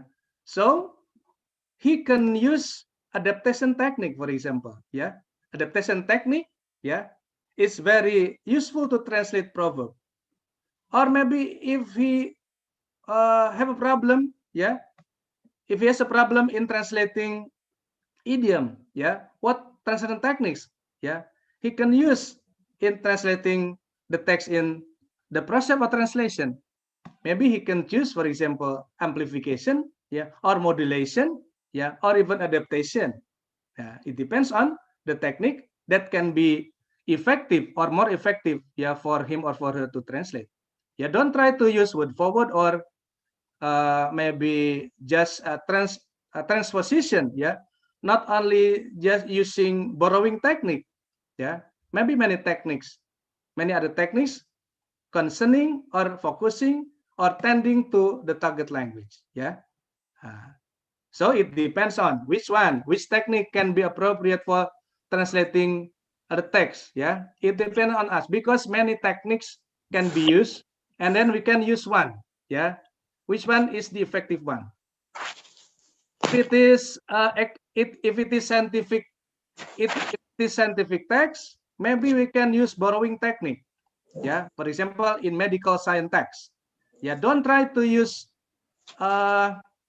for example, amplification or modulation technique, because it is impossible for us to modulate the terminology in scientific text, yeah, to translate in the target language. Maybe we can use borrowing technique because it is difficult for us to translate a specific terms in medical science translated from English into Indonesian or from Indonesian into English, because an appropriate technique for translating academic or scientific text, yeah, that is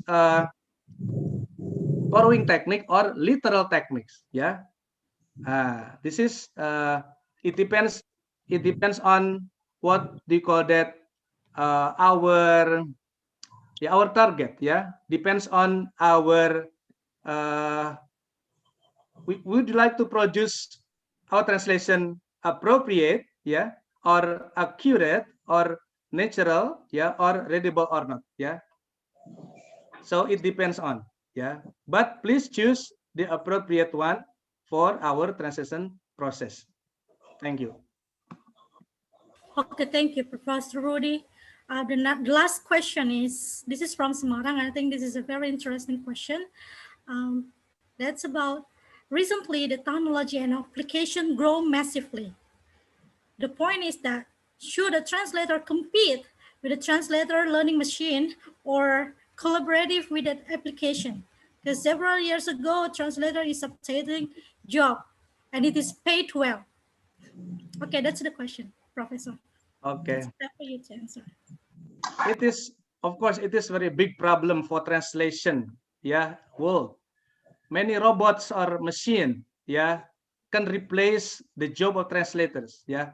Don't worry, be happy. In my mind, yeah, I believe that robots, robot, machine, and trans tool and applications cannot replace the human being translator, yeah, because what robots, machine, application, trans tool produce, yeah, still needs human touch, yeah. And it is not competition. In my mind, it is not competition. It is a good, yeah, facility. It is the best facility for translator to use those, yeah, to quicken, yeah, to make our translation fast, yeah, because trans tool, machine translation, even robots, yeah, it is just a tool, yeah, to quicken, to make it fast. And then we are, as human translators, we are as post editors, yeah, especially in the written in the written text. If our translation is in the written, it is different from interpreter, because interpreter, the process of translation, it is not from reading to writing. For interpreter, from listening to speaking. Listening someone speaking, listening someone's delivering the speech, and then directly the interpreter can translate into the spoken one. Yeah, as far as the translation product is in written form, yeah, machine translation, robot, even application, transtool cannot translate properly.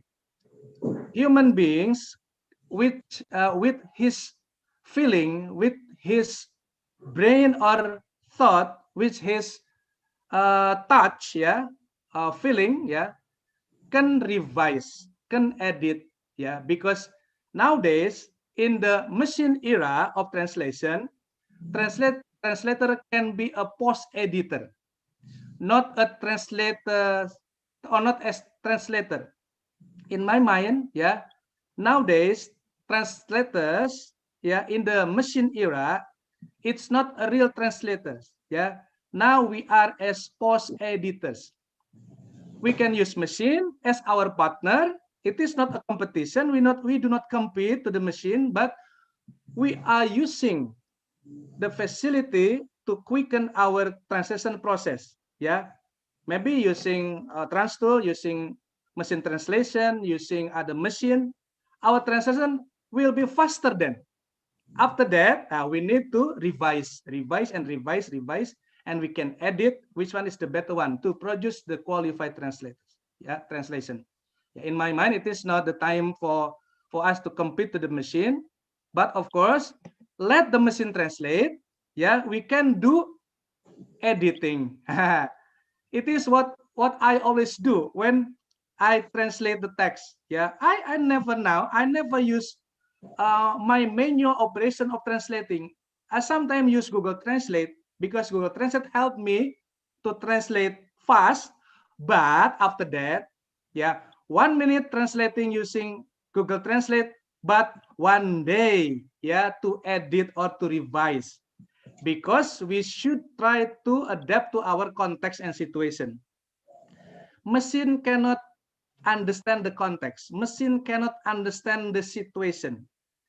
Machine cannot translate proverbs. Machine cannot translate idioms.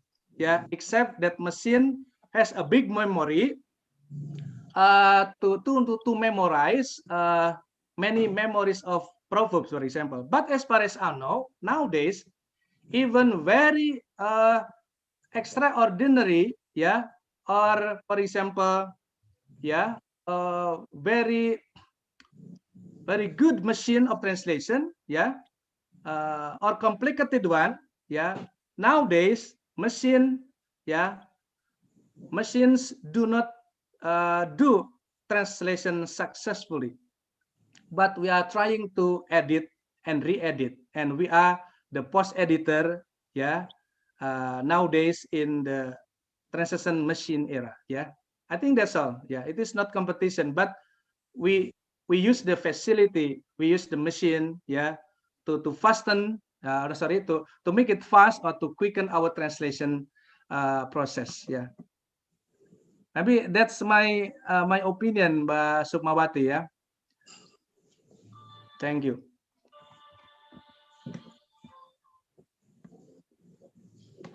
Yeah. Okay, thank you. Yes. Thank you very much, Professor Rudy. On behalf of Universitas Sulawesi Barat and the committee, I'd like to express a huge thanks to you, a million thanks to you. You're welcome. For these insightful answers and presentations.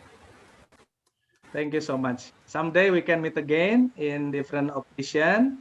So I hope that what I said today can be useful, especially for translator student or student of translation, teachers and lecturers, and any other translators. Yeah, because nowadays many problems, yeah, of text, yeah, that must be translated well, yeah, into the target language. Yeah, thank you so much. Thank you so much. Assalamualaikum warahmatullahi wabarakatuh. Waalaikumsalam warahmatullahi Waalaikumsalam warahmatullahi wabarakatuh. Waalaikumsalam warahmatullahi wabarakatuh. Okay. The Excellencies, ladies and gentlemen, thank you for your active participations in this international webinar and workshop. I hope you enjoyed the program. Tomorrow, we are having Professor Nurjihat Saleh, who is going to present about the basic concept of translation as a communication process. And the second is we have Professor Hiroyuki Obari with this presentation, using artificial intelligence and ICT in language teaching in Japan before and during COVID-19. Okay, ladies and gentlemen, that's the end of our agenda today. Have a wonderful day. Wassalamualaikum warahmatullahi wabarakatuh. Waalaikumsalam warahmatullahi Waalaikumsalam warahmatullahi wabarakatuh. Mohon izin untuk meninggalkan ruangan Zoom, Mbak Sukma. Oh ya. Terima kasih Prof. Terima kasih Yes, banyak Prof. Prof. Maybe we can Ya, check. sama-sama. Terima kasih. Salam untuk Rektor dan Bapak Wakil Rektor, juga Pak Umar. Terima kasih Pak Umar atas undangannya suatu saat. Thank you so much, sir, for your time. Thank you so much, sir. Oke, insya Allah. See you. Assalamualaikum warahmatullahi wabarakatuh. Waalaikumsalam Foto bersama dulu, Prof. Oh, Dr. Rakib. oke, please. It's okay. Dr. Silakan, Rakib, Mbak. is it possible to take a picture together? Yeah, checking Sorry, before leave. is still here? Leaving. Coba Oke. di setting mau foto bersama. Dan spot right. Ini juga bisa. Ya. Okay. Ini ya, wait a minute. The fast factor too. Okay, hold on. 3, 2, 1.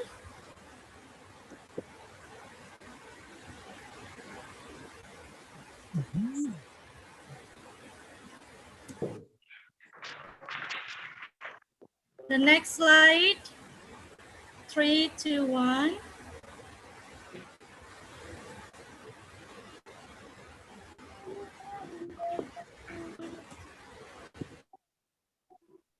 The next slide.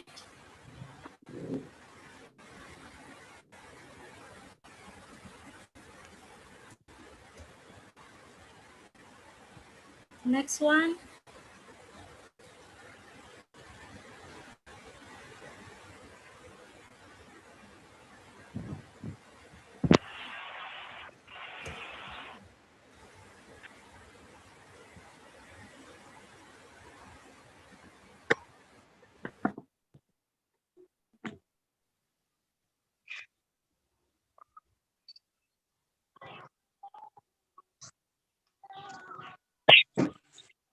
Okay, done. Thank you, Thank Prof. you very much for your attendance. Thank you for you, Mr. Rakib. Yeah, someday we can meet. Best regard to your friends, yeah, in your country. Thank you, Prof. Rakib and Prof. Rudy. Ya, terima kasih Bapak Jul Fazri, ya. Ketemu Prof. Mudah-mudahan nggak ini tetap betah untuk diundang. Insya Allah saya senang berjumpa dengan Bapak di sini semuanya. Ya, terima kasih ya Adik Nanda Sukma. Thank you. Pak Dr. Umar, thank you very much. Thank you. Ya. Terima kasih Bapak semuanya. Mohon izin untuk meninggalkan ruangan Zoom ini. Ya. Terima kasih. Assalamualaikum warahmatullahi wabarakatuh. Thank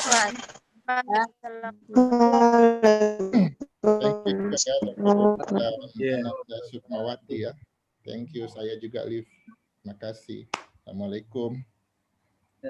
Waalaikumsalam warahmatullahi wabarakatuh.